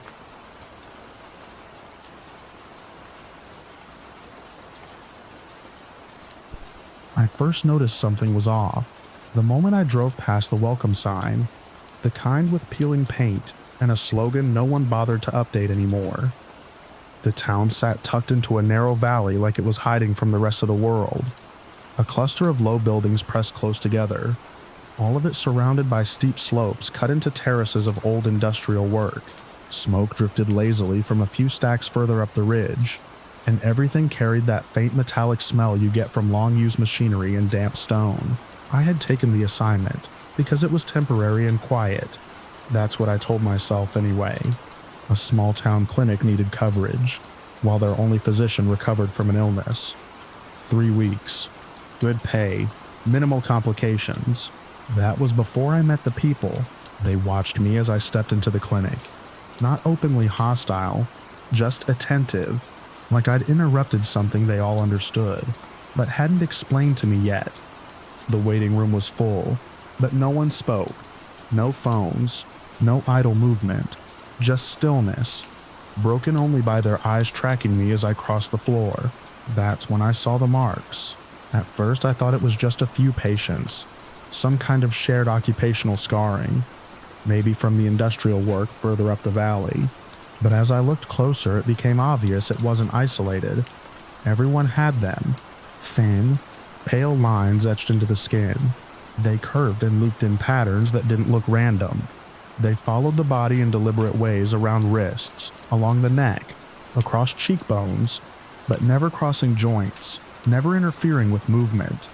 They weren't inflamed. They weren't recent. They looked settled, accepted. The staff greeted me in the back with polite efficiency. 2 nurses, both locals. They spoke carefully, like every word had already been agreed upon ahead of time. They gave me a quick overview, patient flow, supply limits, documentation expectations. When I brought up the markings, they exchanged a glance I wasn't meant to notice. One of them said it was normal here. That word stuck with me. Normal. My first few days passed in a blur of routine cases, minor injuries, respiratory issues, the usual complications you'd expect in a place built around heavy labor and isolation. But the marks kept pulling my attention. They were too consistent, too intentional to ignore. I started documenting them quietly. Different ages, different patterns, but always following the same underlying structure. Younger patients had faint, incomplete lines. Older ones had dense layered markings that looked almost architectural, like something had been built over time beneath the skin. I asked questions when I could. No one gave me a straight answer. They didn't resist. They didn't get defensive. They just redirected. Like the question itself didn't quite apply. By the end of the first week, I realized something else. No one in town was unmarked. Not a single person. Even the staff. Even the children. I brought it up again during a supply review, keeping my tone clinical, framing it as a possible environmental factor, something worth investigating for long-term health implications. One of the nurses nodded slowly. Then she told me the clinic's role wasn't to question what already worked, that the town had its own standards, and that I was here to align with them. That word came up again. Align. It started to feel less like a suggestion and more like a boundary. Sleep didn't come easy after that. The place had a constant low vibration from the industrial operations up the valley, something you could feel more than hear. It settled into the walls, into the floor, into your chest if you stayed still long enough. I spent those nights reviewing my notes, looking for patterns beyond the obvious, and I found them. The markings weren't just similar, they progressed. There were stages. Early lines appeared faint and isolated, then they branched, then they connected. Over time, they formed dense, interwoven structures that covered larger portions of the body, like something was being completed. On the 10th day, a patient came in with a fresh cut along his forearm. Nothing serious, clean edges, easy closure, but when I cleaned the wound, I noticed something that made me stop. The existing markings curved around the injury, not interrupted by it, not distorted. They adjusted to it. And when, like the cut had been anticipated, I didn't say anything at the time. I finished the sutures, documented everything, and moved on. But that image stayed with me longer than it should have. That night, I tried to send my notes out. The system didn't allow it. No external connection. No uploads. No outgoing communication beyond whatever channels the town controlled. I hadn't been told that before arriving.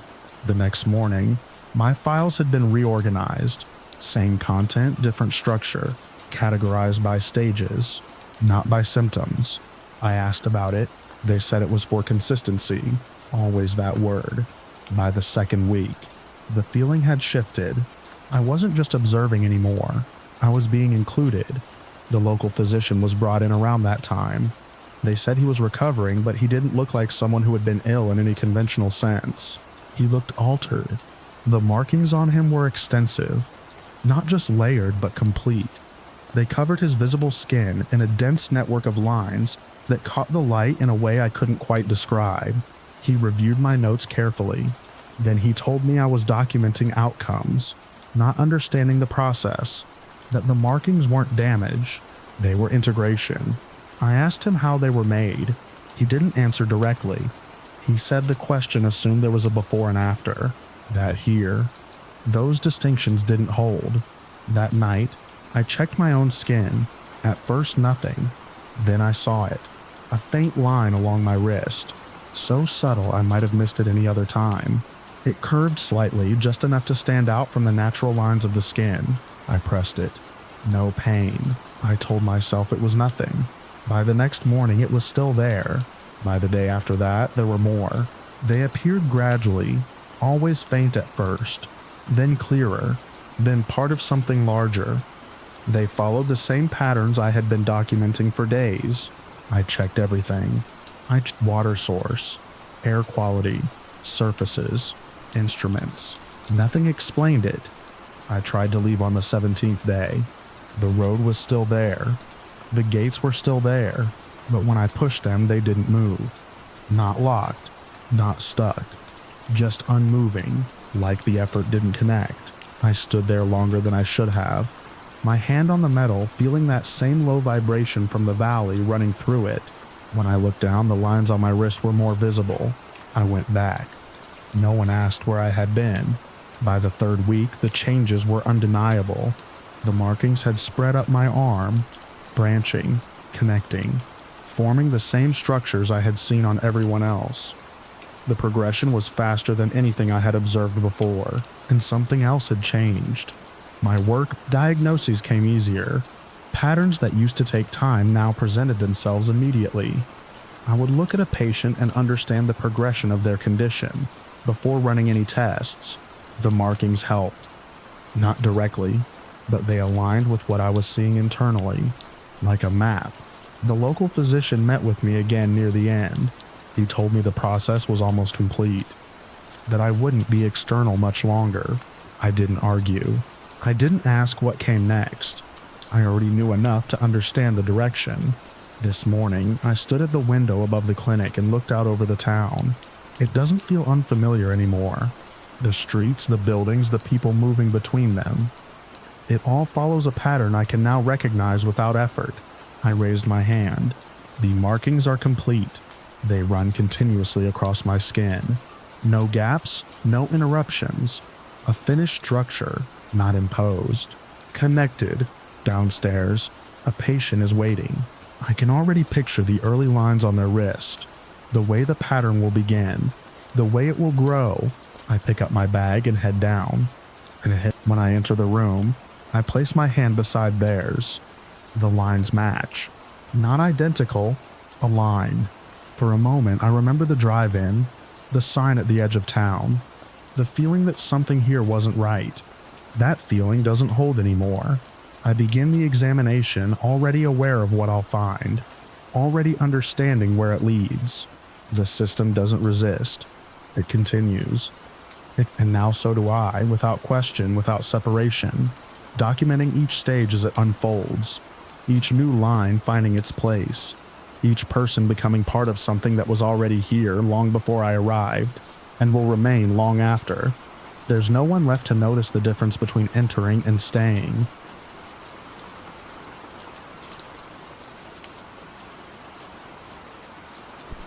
I set the recorder on a flat stone beside the transect marker and noted the time, wind direction, and canopy density. Before I realized the wind wasn't moving the canopy at all. The leaves held their positions as if pinned, while something like wind passed through them without friction, a silent pressure that moved across my face and down my sleeves. I leaned closer to the microphone, watching the level bars tremble, and spoke a baseline description of the site so I could calibrate later against the ambient track. The bars spiked as if I had shouted, though I had barely raised my voice. I was there to document a localized acoustic anomaly reported by a coastal survey team, a narrow band of forest where recorded sound didn't match what observers perceived in real time. The reports were inconsistent, anecdotal, and scattered across several months. I had a week to collect controlled recordings, map any gradients, and rule out equipment interference from the nearby cliffs and tide pools. I had done similar work along highways and under power lines. This felt cleaner on paper. The forest was a temperate rainforest, pressed tight against the coast, trunks mossed and damp, ground layered in soft rot and fallen needles. The ocean was less than a mile away, but the sound of it came and went in pieces, as if carried in fragments. My camp was set on a small rise beyond a line of hemlocks. I had a tent, a field table, 2 recorders, spare batteries, and a hard case for the drives. I kept my procedures simple and repeatable. That first afternoon, I established 3 recording points along a straight line inland from the trailhead, each marked with bright tape and GPS coordinates.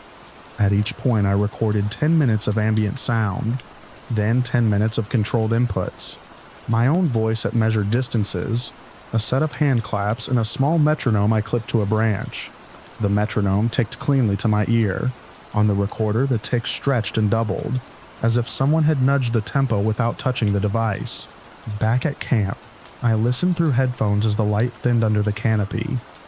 The first file was unremarkable until the 6th minute. The waveform showed a series of peaks I hadn't noticed in the field. I rewound and played it again. Under the low insect noise and distant surf, there was a thin regular sound like a chair leg scraping a floor, repeating at intervals too precise to be random. I looked up at the trees around me. There were no structures nearby, no furniture, nothing that could make that sound. I tagged the segment and moved on. The second file carried something else, a faint high tone that rose and fell in a pattern that suggested speech but without distinct words. It wasn't any animal I recognized. I adjusted the EQ and listened again. The tone sharpened and resolved into something that made me pause. The cadence matched my own speaking rhythm from the earlier calibration. but the content was wrong. The file contained a version of my voice saying things I had not said, in my tone, with my pacing, arranged in a sequence that sounded like a rehearsal of my notes. I told myself it was interference, an artifact of the device, a quirk of compression or a reflection from the cliff face that had folded my earlier words back on themselves. I checked the timestamps. The anomalous segments occurred before I had spoken those phrases at all. I slept lightly that night. Rain moved in after midnight, a steady fine mist that tapped against the tent in a uniform pattern. I woke once to the sense that the rain had stopped, without the silence changing. The tapping continued, but when I unzipped the flap and looked out, the air was still and dry. The sound went on for a few seconds more, and then ceased all at once like a switch. On the second day, I extended the line of markers deeper into the forest. The light diminished quickly under thicker canopy. Ferns grew shoulder high, and the ground dipped into shallow depressions that held cold standing water. I placed a fourth recorder at the edge of a depression and left it running while I walked a loop back toward camp, counting off distances and noting landmarks. Halfway back, I heard my own voice behind me, close and clear, describing the placement of the recorder in the depression. It was the same phrasing I had used minutes earlier, but the emphasis was slightly off, as if the sentence had been learned rather than formed. I stopped. The forest held still.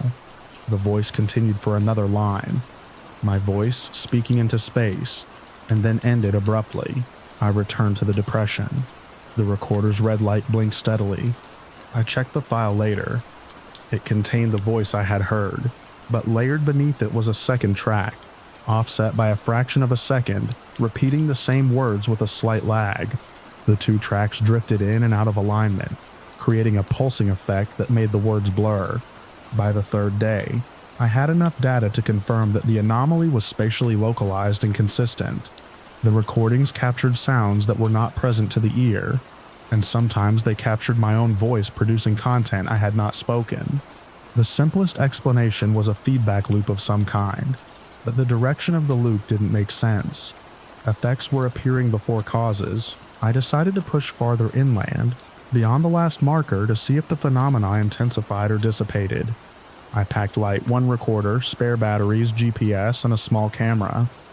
The forest grew denser, the ground more uneven. The air felt thicker as if humidity had increased without any visible source. I noted the change and kept moving. Around midday, I came across a clearing that shouldn't have been there. It was not large, but it was precise, an open rectangle with edges too straight for a natural gap. The ground inside was bare, compacted and dry. In the center stood a structure. At first I thought it was a survey hut, or an old ranger shelter. It was roughly the size of a small cabin, with walls that appeared to be made of wood panels. The proportions were familiar in a way that took me a moment to place. The door faced me, slightly ajar. A window to the left reflected the forest behind me, with a clarity that felt out of place in that dim light. I approached slowly, recorder in hand. The device hummed softly, the input levels jumping as if it were picking up a strong signal. I stopped a few feet from the door and looked at the frame. The grain of the wood was wrong. It was too uniform, too consistent, like a printed pattern rather than a natural one. The handle was a simple metal loop, cool to the touch. I pushed the door open. The interior matched my apartment. Not exactly, but closely enough that my body reacted before my mind did. The layout was the same. A narrow entry, a table to the right, a couch beyond it, a shelf against the far wall. The colors were slightly off, the proportions a little skewed, but the arrangement was unmistakable. On the table sat a recorder identical to mine, its red light blinking. On the shelf was a stack of notebooks, their spines labeled in my handwriting. I stepped inside. The air was warmer, drier. The smell was faintly chemical, like new paint. I moved to the table and looked at the recorder. It was running. I picked it up and pressed stop. The file saved with a timestamp that matched the current minute. I played it back. My voice filled the small space, describing the clearing, the structure, the interior. It was what I was thinking, not what I had said. The words were arranged cleanly, without hesitation. as if transcribed from a script I hadn't written. I set the recorder down. The room seemed to lean slightly as if the angles were not quite square. I moved to the shelf and pulled a notebook free. The cover was identical to mine, down to a small crease in the corner I had made weeks earlier. Inside, the pages were filled with my notes from this trip marker placements, timestamps, observations. But the entries extended beyond the present. There were pages describing events I had not yet experienced, written in the same hand with the same pressure and slant. I flipped to the last page. The final entry described me leaving the structure, returning to camp, packing my equipment, and hiking out before dusk. The tone was flat, factual. The last line read that I would not review the recordings until I was off-site. I closed the notebook and set it back. The recorder on the table clicked softly. The red light went dark, then came on again. I had not touched it. I left the structure without taking anything. The clearing felt colder when I stepped out, the forest pressing in at the edges. I marked the location on my GPS and walked back toward camp with a steady pace, keeping my eyes on the ground to avoid missteps. That night, I did not listen to the recordings. I wrote down what I had seen in my own notebook using short, concrete sentences. The act of writing felt like anchoring, like fixing the sequence of events in a form that could not be altered by whatever process was affecting the audio. I kept the recorder off. Sleep came in fragments. I woke several times to sounds around the tent, footsteps on damp ground, the rustle of fabric, the faint scrape of something against a hard surface. Each time I listened carefully, the sounds arranged themselves into patterns that resembled my own routines. The way I set down my equipment, the way I shifted in my chair, the cadence of my breath when I read. On the fourth day, I began to dismantle the markers. I worked from the farthest point back toward the trailhead, collecting tape and checking coordinates. At each former marker, I recorded a short segment of ambient sound, keeping the device close and my notes brief. At the depression, I paused. The water had receded, leaving a ring of dark mud. I set the recorder on a branch and pressed record. The level bars jumped immediately. I did not speak. The playback contained a clear sequence of sounds. My footsteps approaching, the click of the recorder, my voice describing the site. Then, layered beneath it, another track began. My voice again, but quieter, speaking the same words a fraction of a second earlier. The two tracks overlapped and diverged, creating a ripple that made the words difficult to separate. I stopped the playback and turned the device off. As I moved closer to the trailhead, the forest seemed to loosen. The canopy opened slightly. The light increased, and the air felt more like the coast I had expected. The distant sound of the ocean returned in a steady, continuous line. At the last marker, I removed the tape and took a final recording. The file was clean. No anomalies, no extra tracks, no distortions. I stood for a moment, listening to the ordinary sounds of the forest, and felt a brief, sharp sense of relief. Back at camp, I packed my equipment with deliberate care. I labeled the drives, sealed them in their cases, and secured everything in my pack. I did not review any of the files. I broke down the tent and erased any sign of my presence as best I could. I left the site in the early afternoon, following the trail out toward the road. The forest thinned gradually, the ground firmed, and the light shifted to a clearer, brighter tone. When I reached the trailhead, I turned once to look back. There was no visible clearing from that angle, no sign of a structure. The trees stood in their usual density, the undergrowth unbroken. I drove away without stopping. I did not listen to the recordings until I was several hours from the site, parked in a rest area with a clear sky overhead and a steady stream of traffic in the distance. I set the recorder on the passenger seat and played the first file. It began with my baseline description, as expected. The levels were normal, the ambient noise consistent. At the 6th minute, the waveform spiked. I listened. Under the insects and the distant surf, there was a thin, regular sound like a chair leg scraping a floor. It repeated at precise intervals. I noted the pattern and moved on. The second file contained the high tone that resolved into my own cadence. I adjusted the EQ, The tone sharpened into words. It was not a rehearsal of my notes. It was a description of my apartment, detailed and specific, including objects I had not brought with me to the field. The voice moved through the rooms in a sequence that matched my usual evening routine. It described the placement of my recorder on the table, the angle of the chair, the position of a notebook on the shelf. I stopped the playback. I sat in the car and looked at the recorder for a long time. The red light was off. The device was still. I did not play the rest of the files. When I returned home, I found the apartment as I had left it. The table was in place, the chair angled slightly toward the window, the shelf holding my notebooks in a neat stack. The air smelled faintly of cleaning solution. I walked through each room, noting the positions of objects, checking for anything out of place. On the table, beside the recorder, there was a second device. It was identical to mine, down to a small scratch on the casing I recognized from the field. The red light was blinking. I did not touch it. I stood in the doorway and listened. The apartment was quiet, the city noise distant and muted. The recorder's light blinked in a steady rhythm. I stepped back into the hall and closed the door. I locked it and left the building without going back inside. I have not reviewed the remaining recordings. I have not returned to the site. I have not replaced the recorder I left on the table. At night, in places where the sound carries cleanly, I sometimes hear a faint pattern beneath the ordinary noise, a thin, regular scrape that repeats at precise intervals. It is not loud, it is not constant. It is enough to make me stop and listen, to fix the position of objects around me, to note the angle of a chair or the placement of a device. I write down what I observe in short, concrete sentences. I keep my notes with me.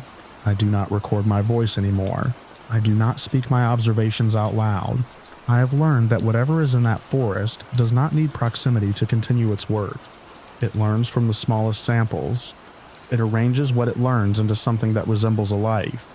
It places that arrangement where you will recognize it, and it waits for you to confirm it by stepping inside. The last time I heard the pattern clearly, it aligned with the sound of my own footsteps as I moved through a quiet hallway, each step matched by a softer, earlier version of itself. As if the echo had decided to lead instead of follow, I stopped walking and stood still until the second set of steps faded, leaving only the ordinary sound of the building settling around me. I did not look back. I am writing this now at a table that I have moved away from the wall, in a room arranged differently from any I have lived in before. The recorder I kept is powered down and sealed in a case. I have not opened it in weeks. There are moments when the air seems to shift without moving, when a pressure passes through the room that does not disturb the objects within it. In those moments, I keep my hands still and my breath steady.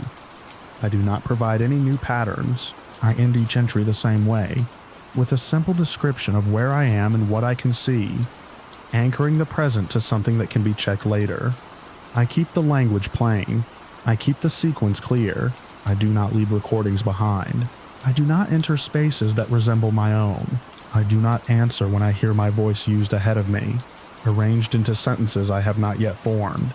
I stop, I listen, and I choose a different direction, even if it leads me into unfamiliar ground, even if it means abandoning work I have not finished. The last line of the notebook I found in the forest described me leaving before dusk and not reviewing the recordings until I was off-site.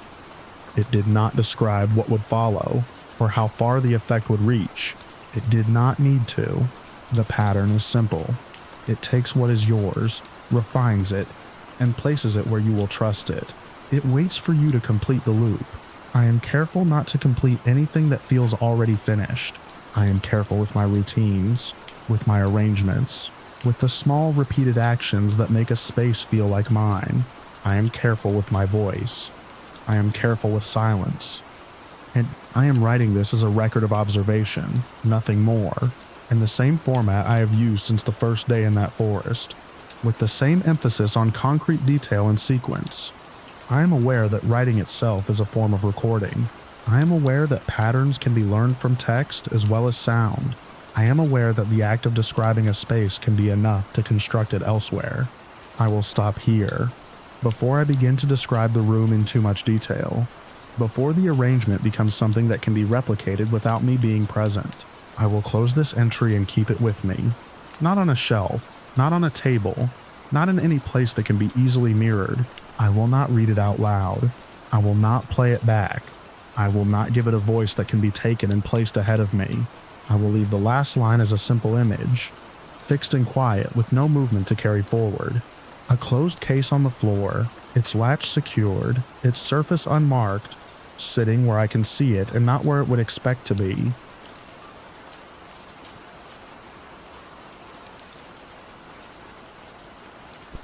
I took the job because the listing was still up after 3 weeks, which usually means one of two things. Nobody knows about it or nobody stays. The address led me out past the last set of streetlights to a low concrete building with a single canopy and a row of old fuel pumps that didn't look connected to anything. The sign out front read open 24 hours in a tired blue glow, but the lot was empty and the road beyond it carried no traffic at that hour. My shift was 11 p.m. to 7 a.m. The manager handed me a ring of keys, a clipboard with laminated pages, and a look that said he'd already replaced someone. The rules were printed in a tight list, each one numbered, each one oddly specific. Don't use the back room between 3:30 and 4 a.m. If a customer asks for cigarettes by brand name, check the date on the pack twice before handing it over. If the radio cuts out, don't turn it back on. If a man in a gray coat asks for directions, give him the same directions every time. If a woman with a red scarf leaves a bag on the counter, do not open it. If the clock behind the register stops, do not look at it again until it starts. There were more, a lot more. They didn't read like safety procedures. They read like someone trying to keep a machine from jamming. I signed anyway. I needed the money, and I've never been the kind of person to spook easily.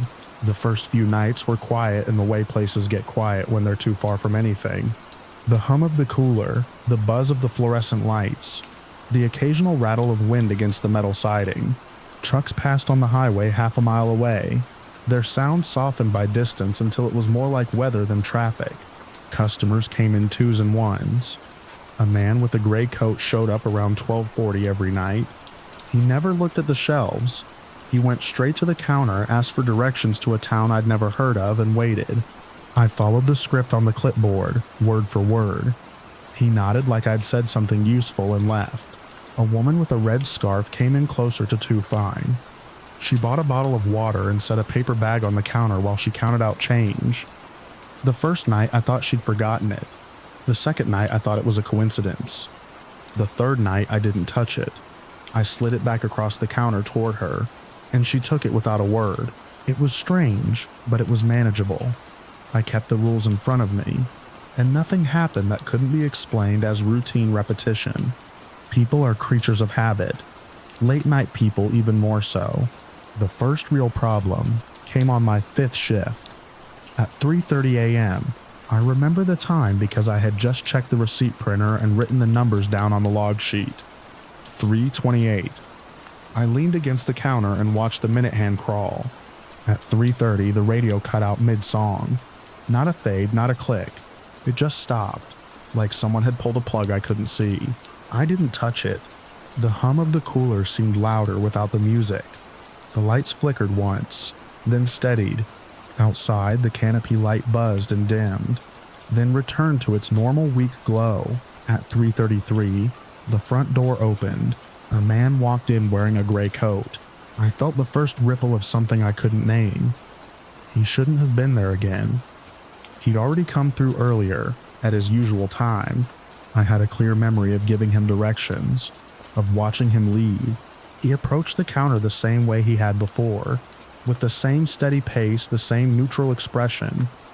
When he spoke, it was exactly the same request, same words, same tone. I gave him the directions from the clipboard, careful to match them exactly. He nodded, just like before, and left. I stood there for a while after he was gone, listening to the building settle. I checked the log sheet again. There was only one entry for him, written in my own handwriting. At 3:36, the door opened again. This time it was the woman with the red scarf. She bought a bottle of water. She set the bag on the counter. She counted out change. I didn't say anything. I just watched her hands. The way she moved, it was identical to before. Not similar, identical. When she left, she took the bag with her.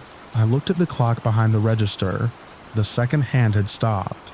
It hung between ticks, caught in a place that didn't belong to any number. I remembered the rule and forced my eyes away. At 3:38, the lights dimmed. It wasn't a flicker this time. It was a slow lowering, like someone was turning a dial somewhere deep in the walls. The edges of the room softened. The aisles looked longer than they should have, the far end of the store slipping just out of clear view. The door opened again, and another customer, a man I hadn't seen before. He walked in, paused just inside the entrance, and looked around like he was trying to remember something. His eyes landed on me, and for a moment I had the distinct feeling he was about to say something important. Instead, he turned and walked out. The bell above the door didn't ring. At 3:41, the receipt printer started spitting out paper. I hadn't touched it. There was no transaction. The paper fed through in a steady stream, printing line after line of text. I grabbed it before it could pile up on the floor. The timestamps were wrong. They were all the same, 3:35 a.m., repeated over and over. The items listed weren't from my shift. Some of them weren't even things we sold anymore. Old brands, discontinued products. At the bottom of each receipt, there was a name, not a customer name, an employee name. The first few were unfamiliar. Then I saw one that matched the name on the clipboard above mine, the person I'd replaced. I felt the room tilt, just slightly, like the floor had shifted under the tiles.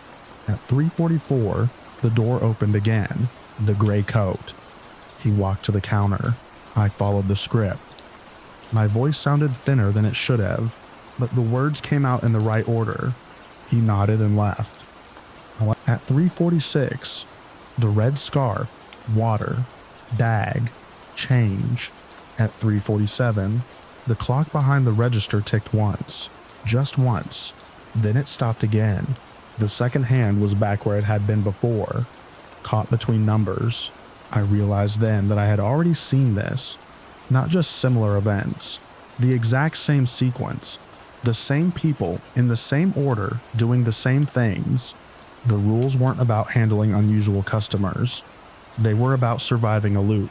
At 3:48, I broke one. I looked at the clock. It felt like stepping into cold water. My vision narrowed, the edges of the room pulling inward. The second hand wasn't just stuck, it was vibrating, moving in place too fast to track, like it was trying to advance and being held back. For a moment, I saw something behind the reflection on the glass. Not a figure, not a face, just depth. Like the clock wasn't mounted on the wall but set into it, opening into something that didn't belong in a convenience store. I blinked, and it was gone. At 3:49, the receipt printer stopped. The last line it printed was a name I recognized. Mine. I didn't remember ringing anything up. I didn't remember entering my name into the system. But there it was, printed clean and clear at the bottom of the receipt. I folded the paper and put it in my pocket without thinking. At 3:50, the door opened again. The man who had paused inside earlier returned. He stepped in, looked around, and this time he walked straight to the counter. He didn't speak. He just looked at me, then at the clipboard, then back at me. I didn't know which rule applied to him. There wasn't one that matched. He raised a hand and tapped the counter twice, slow and deliberate. Then he turned and left. The bell didn't ring. At 3:52, the lights dimmed further. The aisles stretched again. The back of the store seemed to drift away, the shelves bending slightly as if they were being viewed through heat. The hum of the cooler dropped in pitch, slowing down. I realized I hadn't seen the manager's office door since the start of the shift. It was there, but it looked wrong. The handle was on the opposite side from where I remembered it. I thought about the first rule. Don't use the back room between 3:30 and 4 a.m. I stayed where I was. At 3:54, the gray coat, same request, same directions, same nod.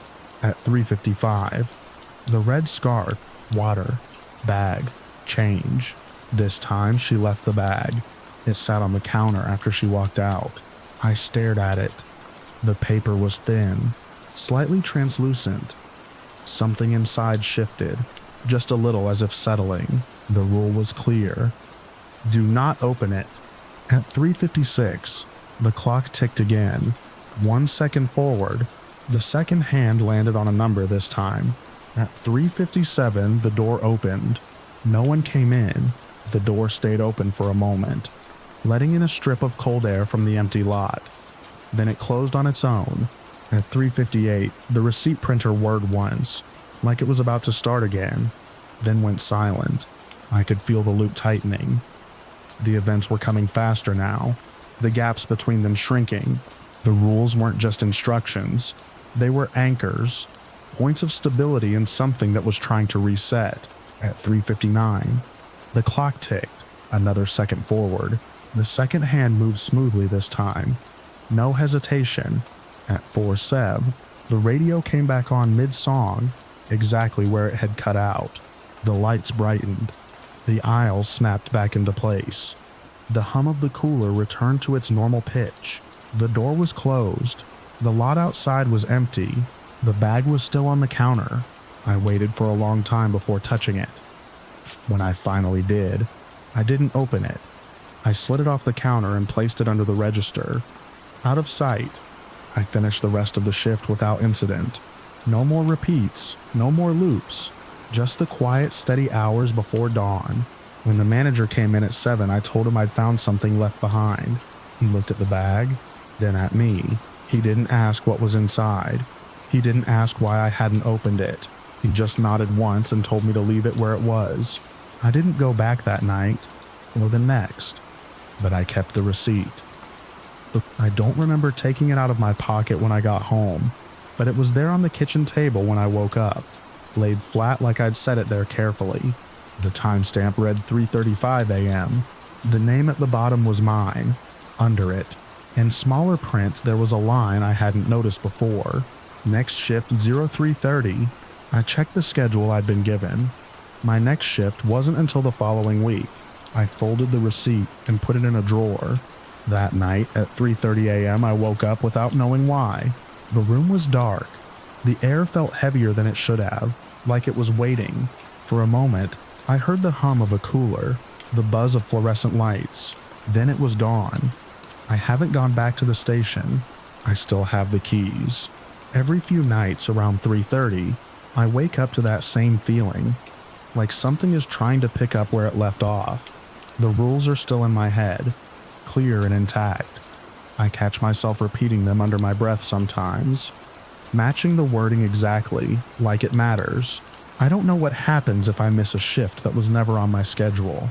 I don't know how many names were on those receipts before mine. I only know that the clock moved forward once I looked at it and that something in that place noticed. The bag is still under the register. I can see it when I close my eyes, sitting exactly where I left it, waiting for a moment that hasn't finished yet.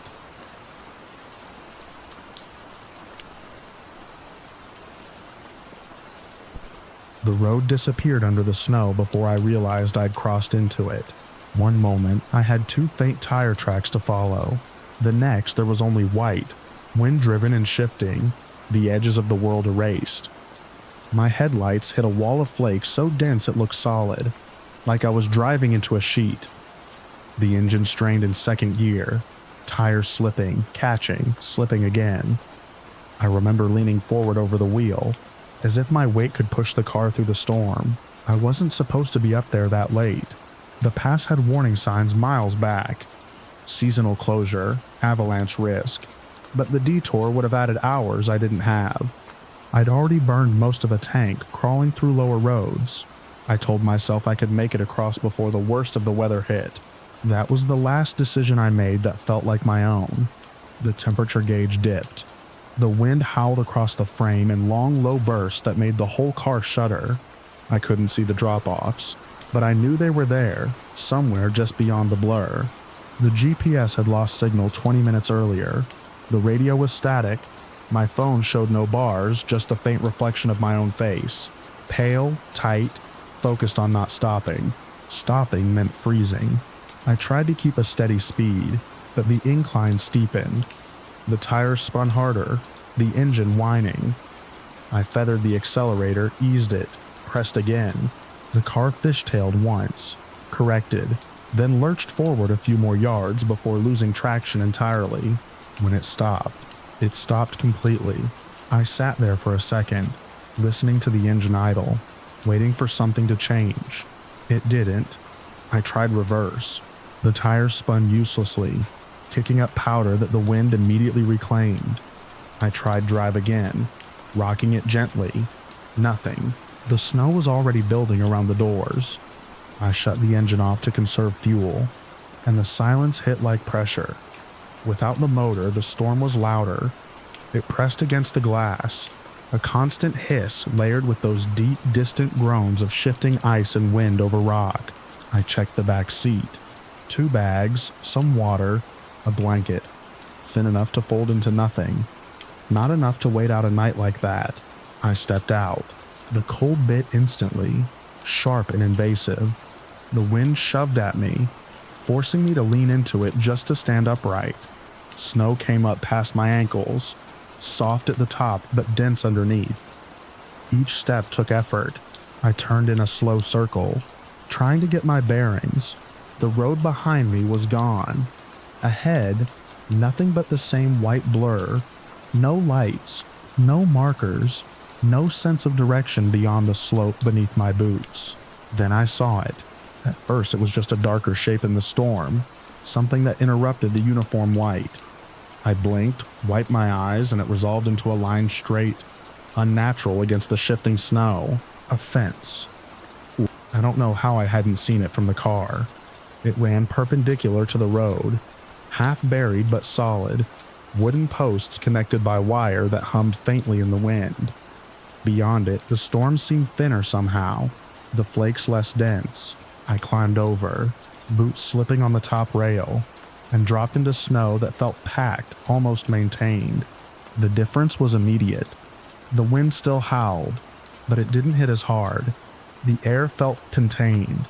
I followed the fence line, after maybe 100 yards. Hard to tell in that visibility. I saw the first light, dim, yellow, steady. Then another and another, spaced unevenly, like windows in a row of structures set back from the path. A town. It didn't make sense. There was nothing marked on any map I'd checked. Nothing on the GPS before it cut out. But there it was. Low buildings, roofs heavy with snow, lights glowing warm against the storm. I stumbled toward the nearest one. The door opened before I reached it. A man stood there, bundled in layers of dark fabric, his face lined and weathered in a way that didn't match the stillness of his posture. He looked at me like he'd been expecting me, like I was late. He didn't ask questions. He stepped aside, gestured me in with a single motion. Inside, the air was warm enough to sting my skin. The room was simple. Wooden walls, a stove in the corner, a table with 2 chairs. The smell was dry, faintly metallic like heated iron. He took my coat, set it near the stove, and handed me a cup of something hot. I drank without asking what it was. It tasted bitter, thick, but it spread warmth through my chest almost instantly. He spoke sparingly. Not conversation, just information, given in short, measured sentences. The storm would last through the night. The road was gone until morning, maybe longer. I could stay. I asked where I was. He said the name of the place, but it didn't register, didn't connect to anything I knew. When I tried to repeat it later, I couldn't get the shape of it right. Others came in, one by one as the night deepened. No one seemed surprised to see me. They nodded, acknowledged, then went about their business, tending the stove, bringing in more wood, setting out food. There was a pattern to their movements, subtle but precise. They worked in pairs without speaking, anticipating each other's actions. When they did speak, it was low, brief, and never overlapping. I noticed their hands first. Not at a glance, but in motion. When one of them reached for a pot, the sleeve shifted, and I saw the fingers slightly elongated, the joints more pronounced than normal. Not deformed, exactly, just stretched. I told myself it was the light, the man who'd let me in. He stayed close, not hovering, but present, like a guide assigned to me. He showed me where I could sit, where I could rest. He pointed out a narrow hallway that led to other rooms. At some point, he indicated that there was a process, something I needed to do to remain there safely through the storm. He didn't call it a rule, more like a condition. I was cold, exhausted, and the warmth of the room had started to make my thoughts slow and heavy. I didn't argue, I followed him. He led me outside again, around the back of the building. The storm was still there, but muted, as if the structures formed a barrier that softened its force. The snow underfoot was packed into a path that curved toward a cluster of larger buildings at the edge of the settlement. There were others walking the same path. They moved with purpose, heads down, steps measured. No one spoke. The only sound was the crunch of snow and the distant constant wind beyond the perimeter. We entered a long, low structure that felt colder than the others. Not freezing, just absent of warmth. Inside, the air was still, heavy. At the far end of the room stood a group of older figures. The elders, though no one used that word. They were positioned behind a wide table, their posture upright, their expressions unreadable. One of them gestured for me to step forward. I did. Up close, I could see that the differences I'd noticed in the others were more pronounced in them. Their hands, their faces, subtle distortions that suggested time had shaped them differently, or something else had. The man beside me placed my hand on the table.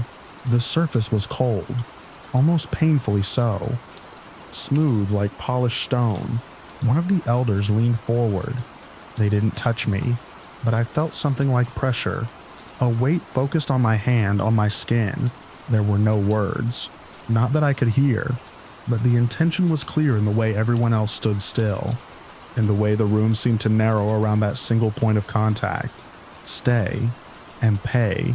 The sensation started as numbness, not the sharp biting numbness of cold, but a deep spreading absence of feeling that began in my fingertips and moved inward.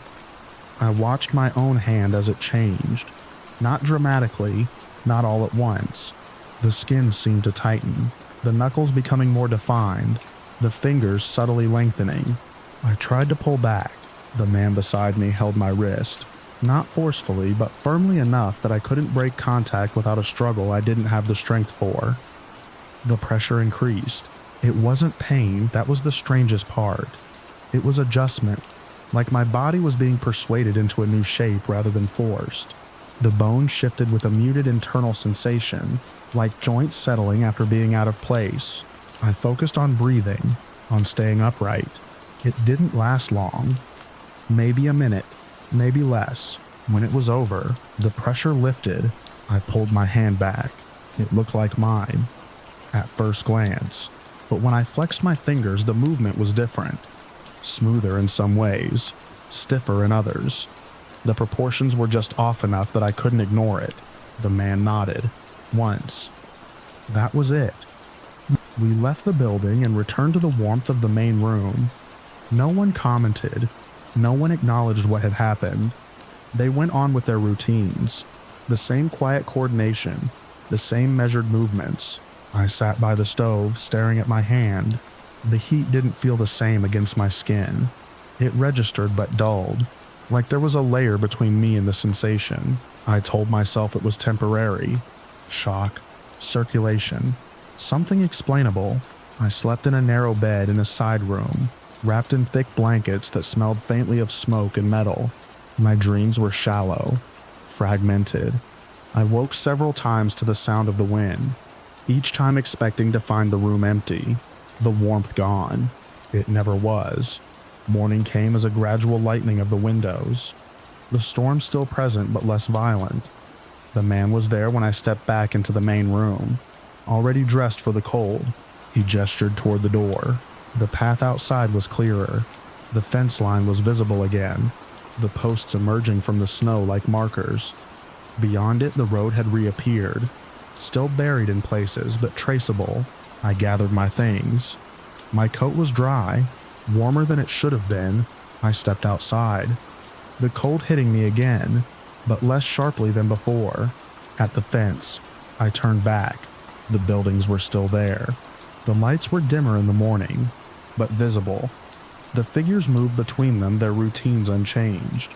The man stood at the edge of the path, watching. He didn't wave, he didn't speak. He just stood there until I climbed over the fence and dropped back onto the road. The walk to my car felt shorter than it had the night before. It was half buried but intact. I dug it out enough to get in, started the engine, and after a few attempts, managed to get it moving again. The descent off the pass was slow but manageable. The storm faded as I lost elevation, the sky opening in patches, the world returning to something recognizable. By the time I reached the first marked town on the map, the road was clear. I stopped at a gas station more out of habit than necessity. Inside, the fluorescent lights were harsh, the air stale. I went to the restroom and washed my hands. That's when I saw it clearly. In the mirror, under steady light, there was no mistaking the change. The proportions were wrong, the joints too prominent, the fingers too long by a margin that couldn't be explained by swelling or cold. I flexed them under the water. The movement was precise, controlled, not painful, just different. The sensation of the water was muted like before, present, but distant. I dried my hands slowly, watching the way the towel moved over the altered shape, the way the fabric caught differently on the edges of my knuckles. No one else in the station looked at me twice. I paid for fuel, got back on the road, and kept driving.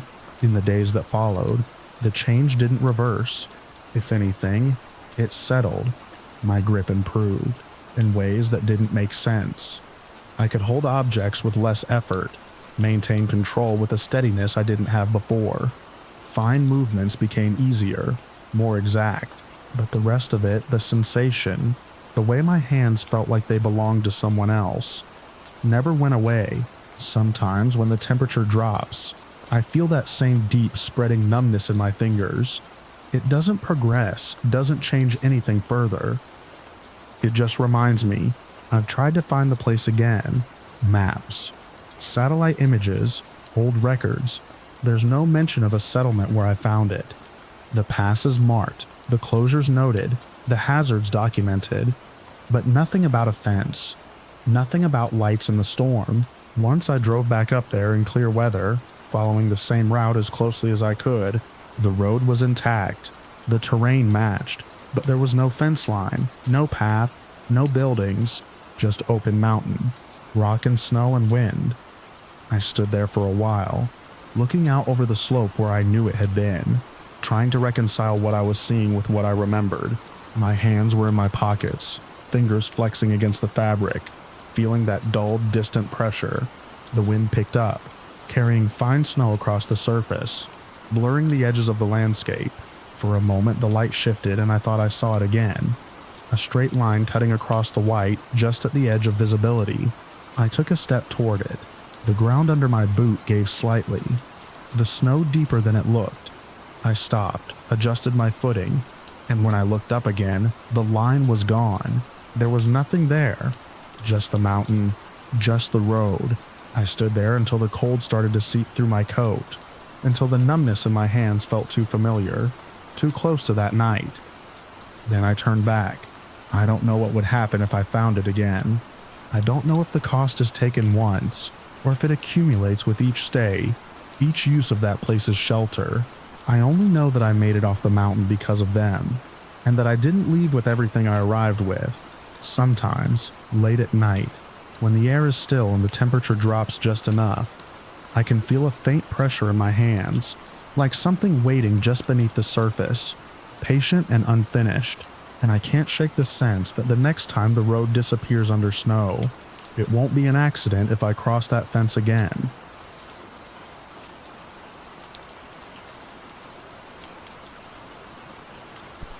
I remember the way the lake held the last of the light, flat and dull like a sheet of metal, as I carried a crate of groceries up the narrow path to the cabin. The trees closed in tight on both sides, branches scratching at my sleeves, the air cooling faster than it should have. It felt farther than it was, that walk from the car to the porch, like the woods were stretching the distance just enough to make me notice it. The cabin had always been my uncle's place, built before I was born. set back from the water where the ground rose just enough to stay dry during spring melt. It wasn't fancy, just solid. Thick beams, low ceilings, a wraparound porch that creaked in familiar ways. I'd been there as a kid, running between the dock and the fire pit, never thinking about how isolated it really was. That evening, it felt different. Maybe it was the way the sky dimmed too quickly, or how quiet the woods seemed, like something had pressed down on the sound of insects and birds.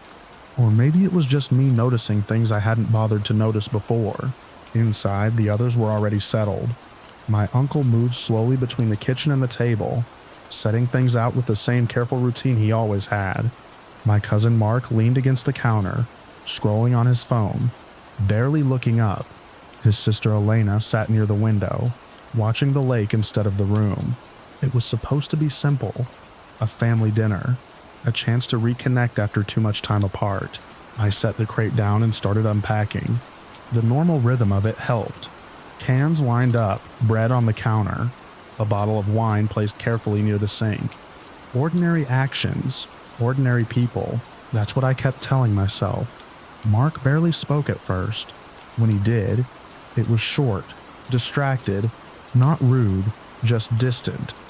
I'd always known him as easygoing, the kind of person who filled silence without trying. That night, he seemed to shrink away from everything, like he didn't quite belong in the room. I noticed it, but I didn't press. That was my mistake. I've always trusted that people will say what they need to say when they're ready. It's a trait I've carried my whole life, and most of the time it served me well. That night, it didn't.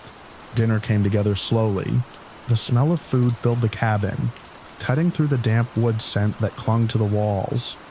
We sat down as the last light drained from the windows, the lake disappearing into darkness beyond the glass. At first, it felt normal. Plates passed, quiet conversation. My uncle talked about repairs he'd been putting off. Elena asked about work, about things back in the city. Mark ate without much comment, his head down, movements mechanical. I remember thinking he looked tired, not just worn out, but something deeper, like he hadn't slept in days. It shifted without warning. There wasn't a build-up, no clear moment where things started to go wrong. One second we were eating, the next Mark's chair scraped hard against the floor as he stood up too quickly. The sound cut through everything. He said something then, but not clearly. His voice was tight, like it was being forced out. I couldn't catch all of it, just fragments, accusations that didn't make sense, words that didn't connect. My uncle tried to calm him, slow, steady, the same tone he used when things got tense, like he could smooth it over with patience alone. Mark didn't respond to that. Not really. He moved toward the counter, fast enough that it felt sudden, but not fast enough to seem like a sprint. It was controlled, deliberate. That's what stuck with me later. It wasn't chaos, it was intention. The knife block sat near the sink. I remember noticing it before he reached for it, like some part of me understood what was about to happen, but couldn't make my body react in time. When he pulled the knife free, the room seemed to narrow. Everything else fell away. The table, the food, the walls. It was just him, standing there with something that didn't belong in his hand. No one moved at first. That was the second mistake. My uncle stepped forward, still trying to talk him down, still believing this was something that could be reasoned with. Mark's arm moved in a way that didn't match the situation. Too sharp, too final. I won't describe it in detail. I don't need to. The outcome was immediate enough that there was no confusion about what had happened. Elena screamed. The sound broke whatever paralysis had held me in place. I stood up so fast my chair tipped backward, hitting the floor with a crack that echoed through the cabin. My mind struggled to catch up with my body, trying to turn what I was seeing into something that made sense. It didn't. Mark turned toward us then, the knife still in his hand, his expression not wild or out of control like I would have expected. It was focused, fixed on something none of us could see. That was the moment I understood this wasn't going to stop on its own. Elena was closest to the door, but she froze, her back pressed against the wall, eyes locked on him. I moved without thinking, grabbing her arm and pulling her toward the hallway. Mark followed, not rushing, not shouting, just moving after us with that same steady pace. The hallway felt too narrow, the walls closing in as we stumbled toward the back of the cabin. I knew the layout well enough to understand our options, and none of them were good. There was a back door, but it stuck in humid weather. It had always stuck. I'd joked about it earlier, about how my uncle should fix it. Now it mattered. We reached it in seconds. That felt stretched thin. I shoved at the handle, the wood resisting like it always did. For a second, it didn't move at all. Behind us. Footsteps. Not fast, not slow, just steady. I threw my weight against the door, shoulder slamming into it. The frame gave a little, then more. Then finally it swung open with a sharp crack as it broke free of whatever had held it. Cold air rushed in. We didn't stop to look back. We ran. The ground behind the cabin dropped off unevenly toward the woods, a slope covered in loose dirt and roots. It wasn't a path, just a stretch of terrain I'd crossed before in daylight. Never at speed, never in the dark. I nearly lost my footing on the first step, sliding down the incline, grabbing at branches to stay upright. Elena stumbled beside me, her hand locked onto mine so tightly it hurt. We didn't speak. There was no time for it. The woods swallowed us almost immediately. The cabin lights disappeared behind the trees, replaced by darkness, broken only by thin strips of fading sky above. I could hear him behind us at first. Branches snapping, leaves shifting underfoot. Not far. That's what drove me forward. Not knowing exactly where he was, but knowing he was still there, still moving in the same direction. The terrain made it worse. Roots caught at our feet. Rocks turned under our weight.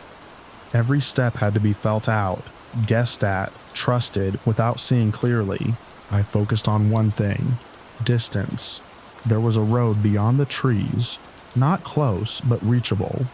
A narrow stretch of gravel that connected to the main highway miles away. If we could reach it, we could get help. That was the only plan that made sense. The woods seemed to stretch like they had on the walk-up, only now it wasn't subtle. It felt like we were running through the same space over and over, the same shapes of trees, the same uneven ground. I forced myself to keep moving in a straight line, using the slope of the land as a guide. Downhill meant away from the cabin. Away meant closer to the road. At some point, the sounds behind us faded. I didn't trust it. We kept going, pushing through branches that scraped at our arms and faces, stepping over fallen logs, slipping and catching ourselves again and again. My lungs burned, my legs shook, but stopping didn't feel like an option. Time lost meaning out there. It stretched and compressed in ways I couldn't track. Eventually, the ground leveled out. That's when I knew we were close. The trees thinned just enough to let more of the sky through, and the smell of damp earth shifted to something drier, dustier, gravel. We broke through the last line of trees and onto the road, stumbling forward into open space that felt too exposed after the cover of the woods. I turned then, finally looking back. Nothing moved at the edge of the trees. No shape, no sound, just darkness. For a moment, I thought we might have lost him. I didn't let myself believe it. We started down the road, not knowing which direction was shorter, just choosing one and committing to it. The gravel crunched under our feet, loud in the silence. After a while, lights appeared in the distance. Headlights. I stepped into the road, waving my arms, forcing the car to slow, then stop. The driver's face shifted from confusion to alarm as he took in our condition. Mud on our clothes, scratches on our skin, the look we must have had in our eyes. I tried to explain, but the words came out broken, out of order. Enough got through. He let us in. The rest blurred into fragments. A call made from his phone. The sound of sirens growing closer. Questions I couldn't fully answer. Time jumping forward in uneven pieces. The police went back to the cabin that night. They found what we left behind. They searched the woods. They didn't find Mark right away. It took until morning, when the light made everything clear again. He wasn't far from the cabin. Not as far as I'd thought he'd followed us. I don't know when he turned back. I don't know why. They told us he was taken into custody without resistance, that he didn't try to run, that he didn't say much. I haven't seen him since. I still think about that evening, about how normal it felt right up until it didn't. How quickly something safe turned into something else entirely. There wasn't a warning I could point to, not one that would have made me act differently in time, just small things I noticed and dismissed. Now when I think of that cabin, I don't picture the lake or the porch or the way the trees looked in daylight.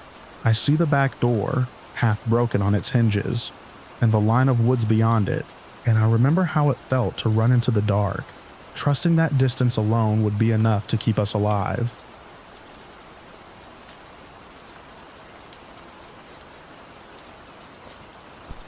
I arrived in the valley just after sunrise, following a narrow road that cut between terraced slag heaps and low square buildings, painted the same tired gray as the sky. The assignment was supposed to be routine, 3 weeks covering a staffing shortage at a small occupational health clinic attached to a mineral processing plant. I remember stepping out of my car and noticing how quiet everything was for a place built around industry. No trucks idling, no voices, just a thin metallic hum carried on the cold air. I had taken temporary placements before, but nothing this remote. The contract paperwork had been sparse, routed through a state program that placed healthcare professionals in underserved industrial regions. It mentioned respiratory screenings, minor injuries, and periodic health checks for workers exposed to particulate matter. Nothing unusual, nothing that explained the locked gate at the entrance to the clinic, or the camera mounted above it, angled not toward the road but toward the parking area.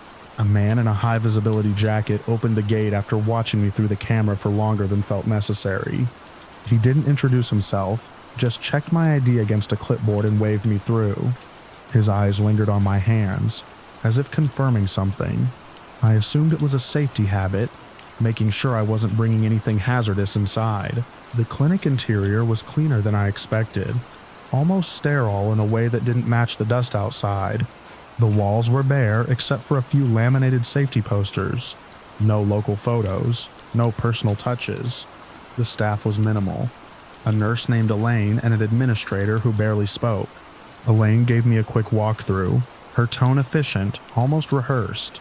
I noticed it during my first patient. He was a middle-aged man, hands rough from manual labor, complaining of fatigue and intermittent dizziness.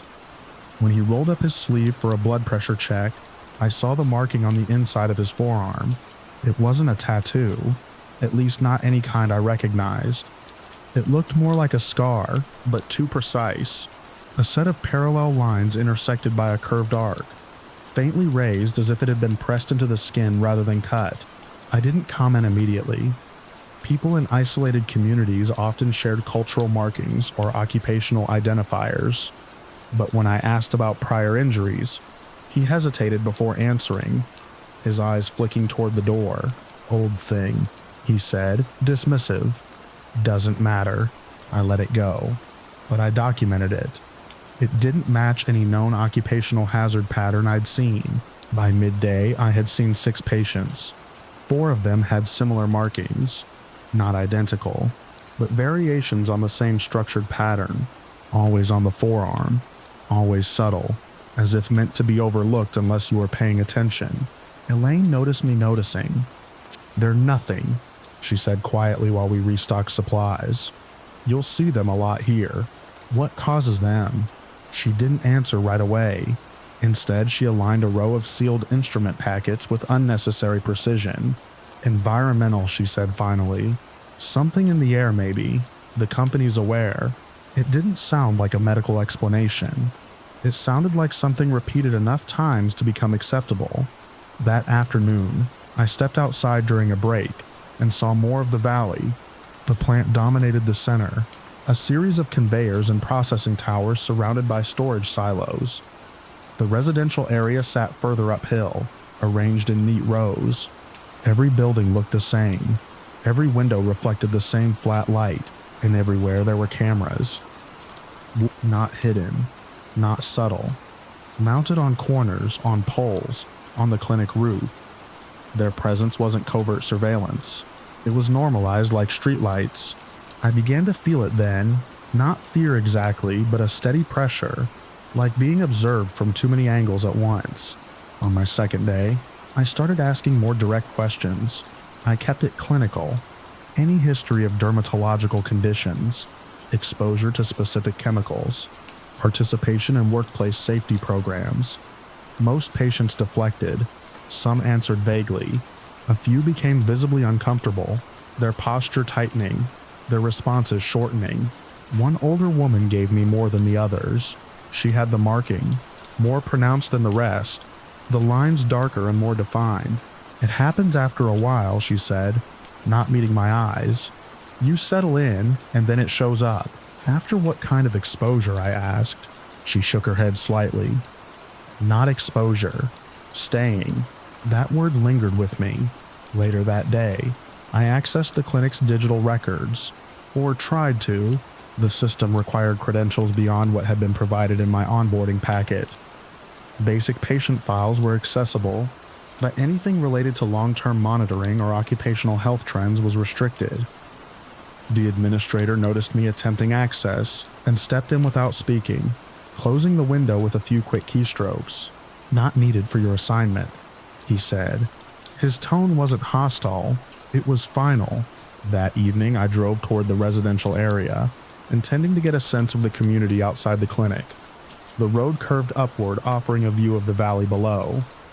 From that vantage point, I could see the entire layout, the plant, the clinic, the housing, all arranged with geometric precision. Halfway up, I noticed something else.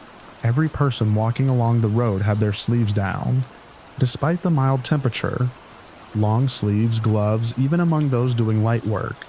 It wasn't just a habit, it was concealment. I didn't stop. Something about the uniformity of it made me keep driving until I reached the edge of the settlement. There, another gate blocked further access. This one didn't open. A sign indicated restricted entry beyond that point. No explanation. I turned around. By the third day, the pattern was undeniable.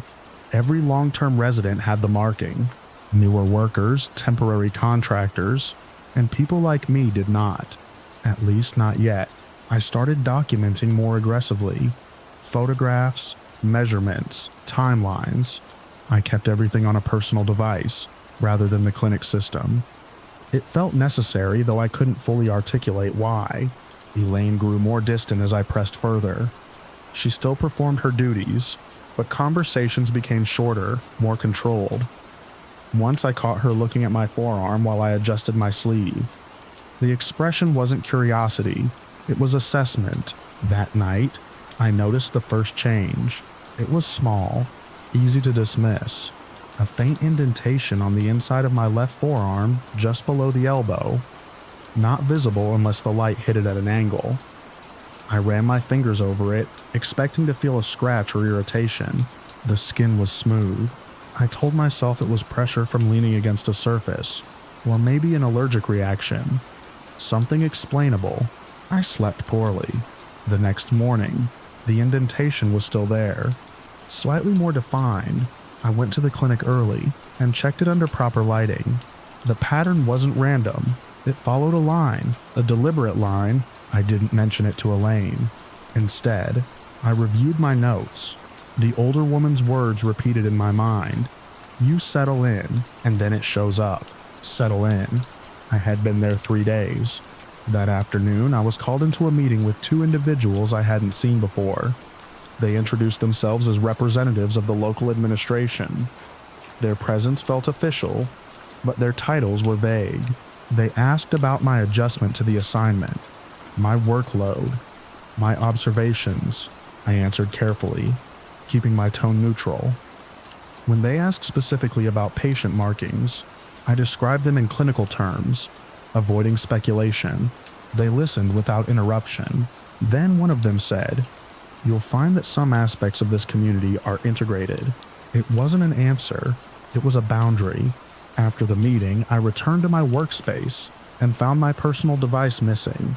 I checked my bag, my car, every place I might have left it. Gone. No one acknowledged it. That evening, I tried to leave the valley. I packed what I had and drove toward the main road. The sky was still light, the air clearer than it had been all day. For a moment, it felt like the right decision, like I had waited just long enough to recognize something was wrong, but not long enough to be caught in it. The road curved as before, descending toward the entrance. The gate was closed.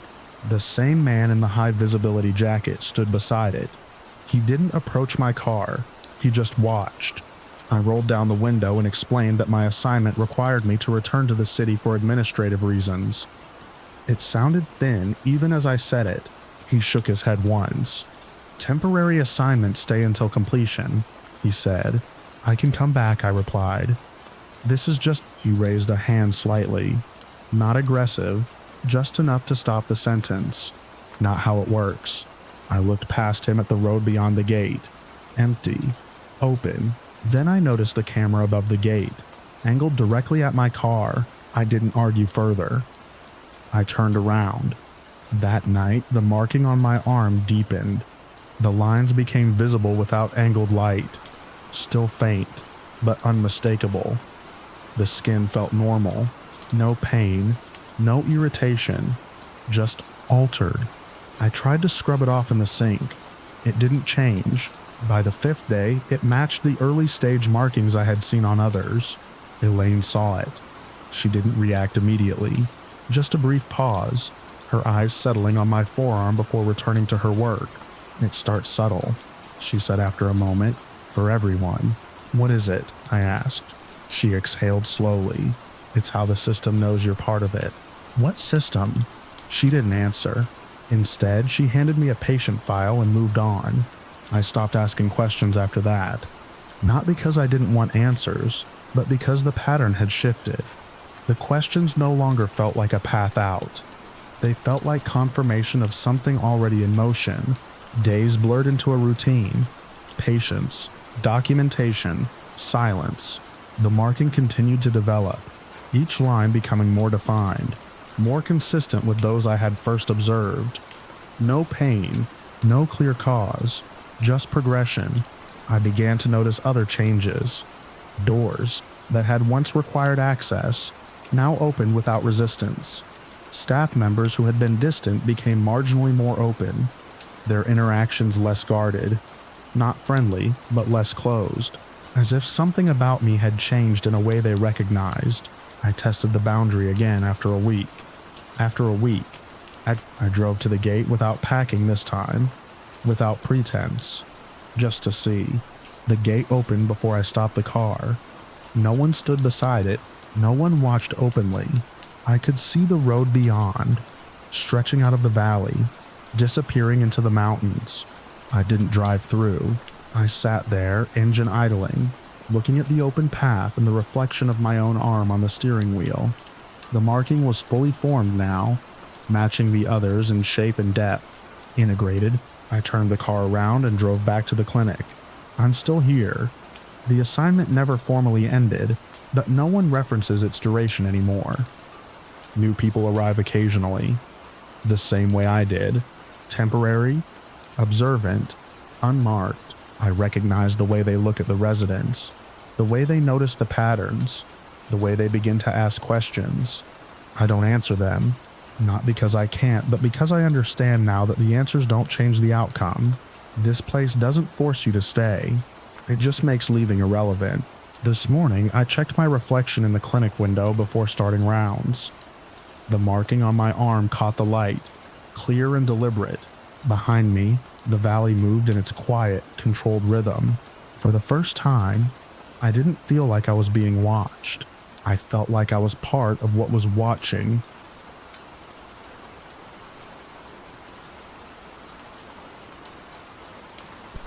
I arrived at the settlement just after low tide, stepping off the narrow skiff onto a strip of packed sand that felt harder than it should have been, as if the shoreline had been walked thin by people who no longer lived there. The ruins sat beyond a line of warped posts and collapsed fencing, low stone structures with missing roofs and doorways that faced the sea like open mouths. I had come to document erosion patterns along the coast, a continuation of a project I had followed for years, mapping how small, abandoned communities disappear. Professional habit kept me focused. I marked coordinates, took initial photographs, and chose a spot for camp on a slightly raised patch of ground near the edge of the settlement. By dusk, I had a tent up, equipment laid out in careful order, and a routine set in place. My recorder, notebooks, measuring tools, and camera all had designated positions. I have always worked that way. It keeps things controlled, predictable. The first night passed without anything notable. The wind came in steady from the water, carrying a faint mineral smell and the sound of distant surf breaking against something submerged offshore.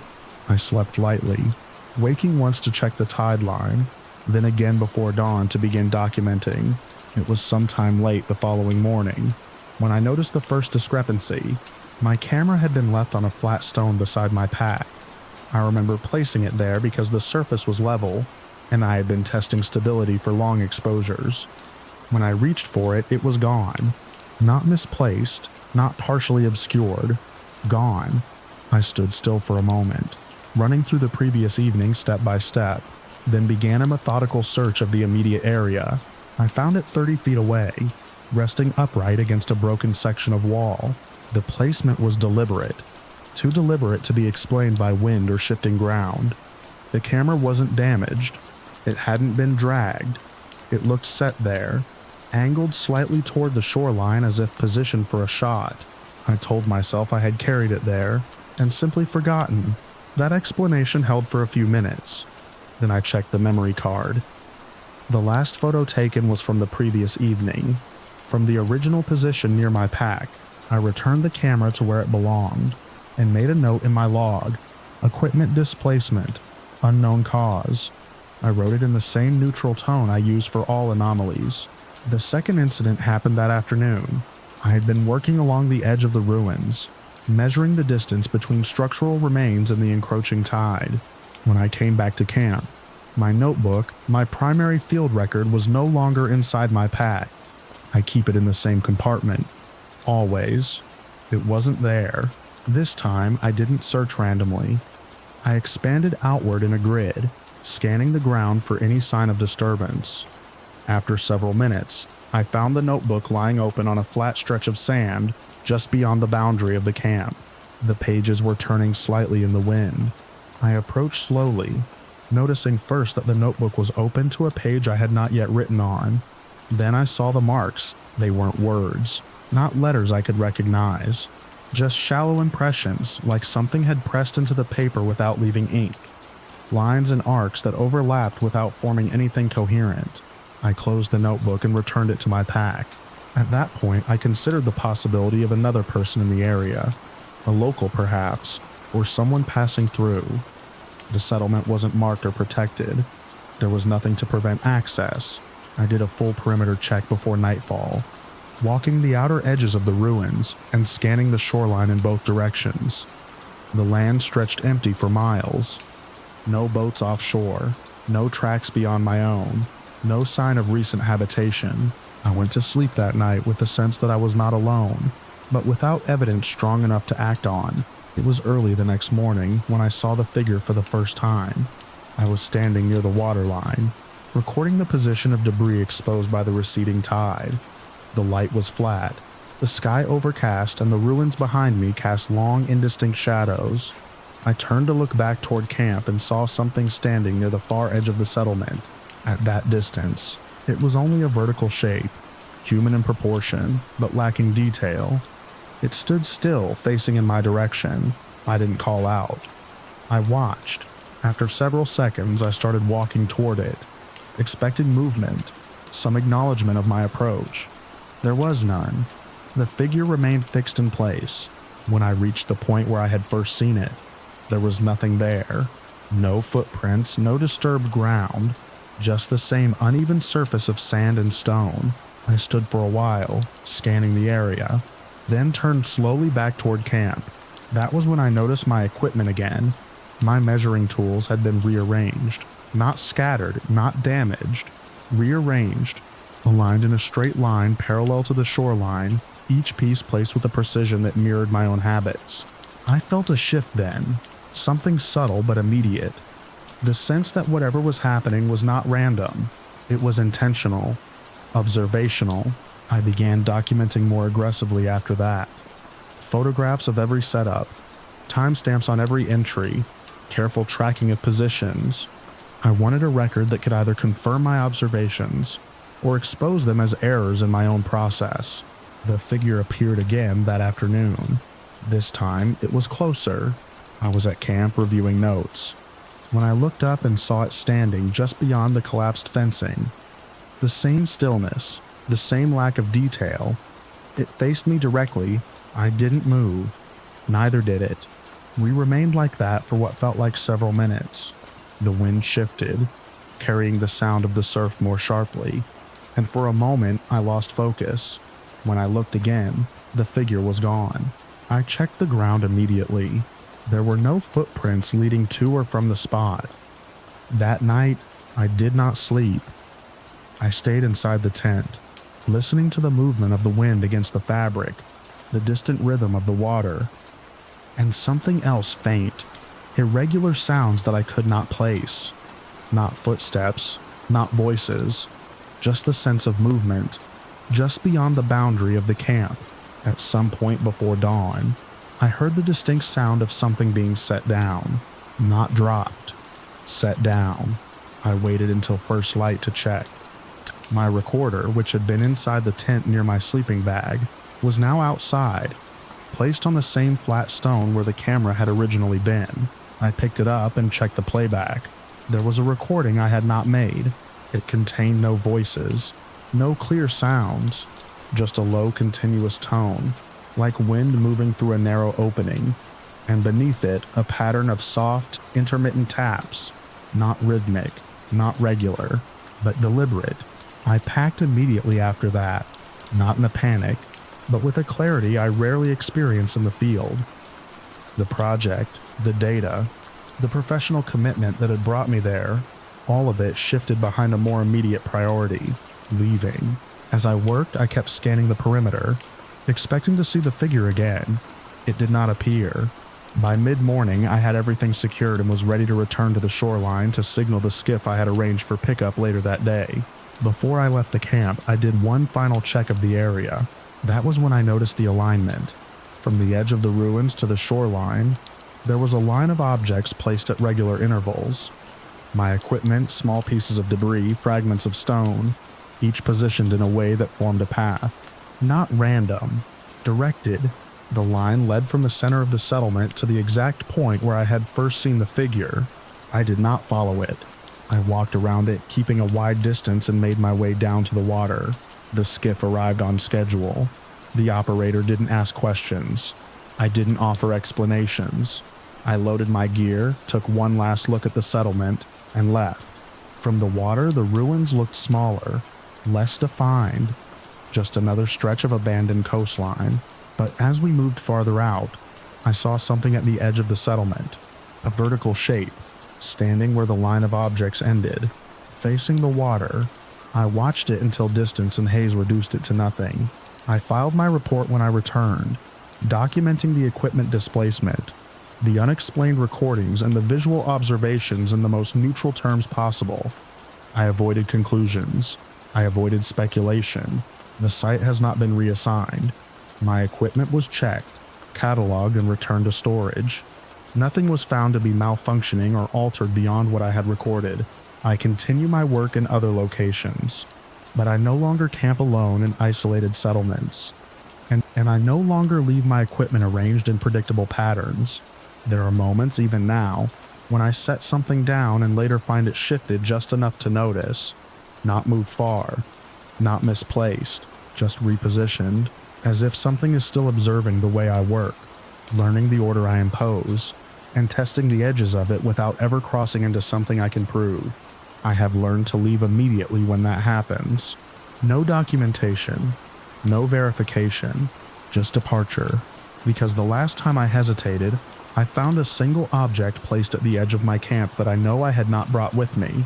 A smooth piece of stone, worn by water, set upright and angled toward where I had been standing, positioned like a marker, or a reference point.